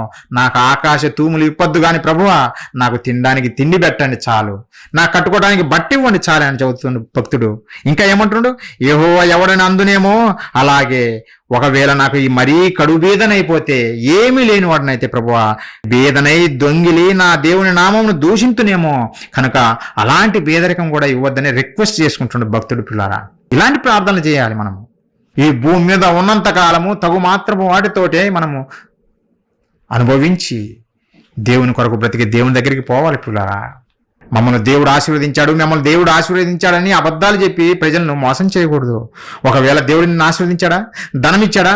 ధనమిచ్చినప్పుడు ఏం చేయమన్నాడు దేవుడు తెలుసా? వీళ్ళకు అపోస్తులు చేసి చూపించారు, భక్తులు చేసి చూపించారు, మొదటి శతాబ్దపు క్రైస్తవులు చేసి చూపించారు. అలాగే దేవుడు చెప్పిన మాట చివరిగా ఈ మాట చదివి ముగించేస్తాను పిల్లారా. తిమోతి గారికి రాసినటువంటి మొదటి పత్రిక మనం చూడగలిగితే 6వ అధ్యాయం పిల్లారా, 17వ వచనం నుంచి 19వ వచనం నేను చదువుతాను చూడండి. ఒకవేళ దేవుడు ఆశీర్వదించాడు, నాకు ధనాన్ని ఇచ్చాడని నువ్వు అనుకున్నట్టుగా అంటే దేవుడు చెబుతున్న మాటలు ఒకసారి చూడండి. ఇహమందు ధనవంతులైన వారు గర్విష్ఠులు కాక, అస్థిరమైన ధనమునందు నమ్మిక ఉంచక. అస్థిరమైన ధనము, ఈ ధనము ఈ రోజు నీ దగ్గర ఉంటుంది, రేపు మారిపోతుంది, అది అస్థిరమైనది. అలాంటి ధనము మీద మీరు నమ్మిక ఉంచక సుఖముగా అనుభవించుటకు సమస్తమును మనకు ధారాళముగా దయచేయు దేవుని యందే నమ్మిక ఉంచుడని ఆజ్ఞాపించుము అని తిమోతి గారికి చెబుతుండు. మనకు సమస్తాన్ని ధారాళంగా దయచేస్తున్నటువంటి దేవుణ్ణి, ఆయనను మహిమపరచాలి, ఆయనందే నమ్మిక ఉంచాలని చెప్పు తిమోతి అని చెబుతుంది. పిల్లారా, ఏ బోధకుడైనా చెబుతుండే ఇలా? లేదు, మీకు వచ్చేస్తాయి మీరు నాకు ఇచ్చేయండి, మీకు వచ్చేస్తాయి మీరు నాకు ఇచ్చేయండి అంటున్నాడు. ఇంకా ఏమంటున్నాడు? వారు వాస్తవమైన జీవమును సంపాదించుకునే నిమిత్తము, వాస్తవమైన జీవం ఉంది, నిత్య జీవము, ఆ జీవాన్ని మీరు సంపాదించుకోవాలంటే రాబో కాలమునకు మంచి పునాది తమ కొరకు వేసుకొనుచు మేలు చేయువారును సత్క్రియలు అను ధనమును కలవారును ఔదార్యము గలవారును తమ ధనములో ఇతరులకు పాలిచ్చువారునై ఉండవాలని వారికి ఆజ్ఞాపించుము. నా దగ్గర ధనముంది అని అంటే నువ్వేం చేయాలో తెలిసినా, ఇతరులకు నీ ధనములో పాలు ఇవ్వాలి, ఇతరులకు నువ్వు పంచిపెట్టాలి. ఒక క్రైస్తవుడిగా చేయగలవా? చేయడు, అస్సలు చేయడు. ఆ ధనవంతుడైనటువంటి ఆ యవ్వనస్తుల్లాగానే బిహేవ్ చేస్తారు మన క్రైస్తవులు కూడా. ఒక జక్కయ్యలాగా ప్రవర్తిస్తున్నారు ఎవరైనా? నా ఆస్తిని సగము పేదలకు పంచి పెడుతున్నానని ఏ బోధకుడైనా చెబుతుండా? మొదటి శతాబ్దపు క్రైస్తవులు తమకున్న స్థిరాస్తులను అమ్మేసి సమిష్టిగా పెట్టుకొని తమకు కలిగిన వాటన్నిటిని వారి అక్కర కొలది పంచిపెట్టారే, అలా చేశారా? అలా చెయ్యమని దేవుడు చెప్పాడు. అలా చేస్తే ఎవరు పిల్లారా దేవుని దగ్గరికి రారా? ఆలోచించండి. ఎవరు క్రైస్తవులకి ఆటంకం పరుస్తారో ఆలోచించండి. క్రైస్తవులు అంటే ఈరోజు నిజంగా దేవుని కొరకే ప్లేస్ కొన్నాం. ఒక నిర్మాణాన్ని చేపట్టి అక్కడ ఈ మహాజ్ఞానం బోధిద్దామని ఒక నిర్మాణం చేపట్టాలని చుట్టుపక్కల ఉన్న వారు కంప్లైంట్స్ ఏమని, క్రైస్తవులు అంటే మాకు ఎడకట్టద్దు అని ఆటంకాలు. ఎందుకు? మనం చేసే ప్రవర్తనను బట్టే పిల్లారా, మనం చేసే ప్రవర్తనను బట్టే. యేసు చూపిన బాటలో మనం నడిస్తే, ప్రేమను చూపితే, మనకున్న వాటిలో ఇతరులు కూడా పంచి పెట్టేవారిగా మనం ఉంటే పిల్లారా, ఎంతగా వాళ్ళు ప్రేమిస్తారు. దేవుని దగ్గరికి రారా? వస్తారు పిల్లారా, ప్రతి ఒక్కరు వస్తారు. ఒకరోజు యూదులు ఏ విధంగా అయితే మేము విగ్రహారాధన చేయలేదు, మేము మా దేవుడు అని చెప్పుకుంటూ తిరుగుతూ విగ్రహారాధన పాటించి దేవునికి ద్రోహం చేసినటువంటి యూదులు ఏ విధంగా మారారో ఈరోజు క్రైస్తవాన్ని చూస్తే అదే మా దేవుడు అని చెప్పుకుంటున్నారు. నీకే నా దేవుడు, అన్ని జనులకు దేవుడు కాదా? వారికి దేవుడు వారికి తెలియక అబద్ధాల్లో ఉన్నారు. అబద్ధంలో మగ్గిపోతున్న వారికి సత్యాన్ని తెలియజేయాలి కదా. నీ క్రియల రూపంలో చూపవు. నువ్వు దోచుకు తింటూ అబద్ధాలు చెబుతూ మనుషులను మాయ చేస్తున్నప్పుడు దేవుని దగ్గరికి అన్ని జనులు ఎలా వస్తారు? మీరే ఆలోచించండి. మనం చేసే మంచి కార్యాలను చూసే కదా ఎవరైనా వచ్చేది. మనమేమో చేసే ఎన్ని తప్పుడు కార్యాలు. చివరికి దేవుని నామాన్ని స్తుతించండి, లేదంటే దేవుని దగ్గరికి రండి అని నువ్వు సువార్త ప్రకటిస్తే ఎవరు వస్తారు? ఎవరు రారు పిల్లరా. క్రైస్తవ్యం మారాలి. మా పితరులు పెట్టారు ఆచారాలు అంటే కుదరదు. పితరులు పెట్టిన ఆచారాలను తీసి దెబ్బల పడేయాలి మనము. దేవుడు ఏం చెప్పాడో చూడాలి. పితరులు దేవుని కంటే గొప్పవాళ్ళు కాదు. ఏ పితరులు? ఈ పితరులు నేను అనేది అబ్రహాము గారు కాదు, యాకోబు గారి గురించి నేను చెప్పడం లేదు, ఇస్సాకు గారి గురించి చెప్పడం లేదు. వాళ్ళు గొప్పవారు. మన క్రైస్తవులు చెప్పుకుంటున్నట్టు వారు మా పూర్వీకులు గొప్పవారని చెప్పుకుంటున్నారు కదా, వాళ్ళు దేవుని కంటే గొప్పవారు కాదు. ఏ భక్తుడైనా దేవుని కంటే గొప్పవాడు కాదు. దేవుడు చెప్పిన మాటల ప్రకారం మనం జీవించాలి పిల్లరా. ధనము ఈ మనిషి హృదయంలోకి వచ్చేసింది, దేవుని స్థానాన్ని కొట్టేసింది పిల్లరా. దేవుని స్థానంలో ధనము కూర్చుంది ఈరోజు మనిషి హృదయంలో. ధనము కూర్చుంది గనుకనే ఈరోజు చేయరాని కార్యాలన్నీ మంచి చేస్తున్నాడు. ఈరోజు క్రైస్తవుడు కూడా అదే బాటలో నడుస్తున్నాడు. బోధకులు అదే బాటలో నడుస్తున్నారు. ఎందరైతే ఈ ధనాన్ని తమ హృదయంలో నుంచి తీసి పక్కకు పడేస్తారో, ఒక పౌలు గారిలాగా ఒక పెంటలాగా దాన్ని తీసి దిబ్బలో పడేస్తారో, అలాంటి వారికే నిత్య జీవము. ఈ భూమి మీద బీదలైన మీరు ధన్యులు, పరలోక రాజ్యం మీదే. పరలోక రాజ్యం మీదే. మీరు ఎగిరి గంతులేయండి, ఇంటికెళ్ళి గంతులేయండి, సంతోషించండి. ఇది నా గురించే చెప్పబడిన మాటని. ప్రియులారా, బేదలని మీరు ఎప్పుడు ఏడవకండి. దేవుని సన్నిధికి వచ్చి ఏడుస్తూ మోకాల నుంచి ప్రార్థన చేయండి, మీకు ఆకాశ తూములు ఇప్పబడతాయి అని చెబుతున్నట్టు ఈ బోధకుల మాటలు నమ్మకండి. ఈ మాట పట్టుకోండి, యేసుక్రీస్తుల వారు పలికిన మాట పట్టుకోండి. బీదలైన నేను ధన్యుణ్ణి, పరలోక రాజ్యం నాదే. ఉన్న దాంతో నేను తృప్తి కలిగి నా దేవుని నేను మహిమపరుస్తానని నీకు చేతనైన దాంతో దేవుని కార్యాల్లో పాల్పొందు చాలు. నీకు చేతనైంది అంటుండే వేలు దేవునికి అవసరం లేదు, నీ ధనం దేవునికి అవసరం లేదు. ప్రియులారా, నీవే దేవునికి కావాలి. నీవే దేవునికి కావాలి, నీ ధనము కాదు, నీ ఆస్తిపాస్తులు కాదు.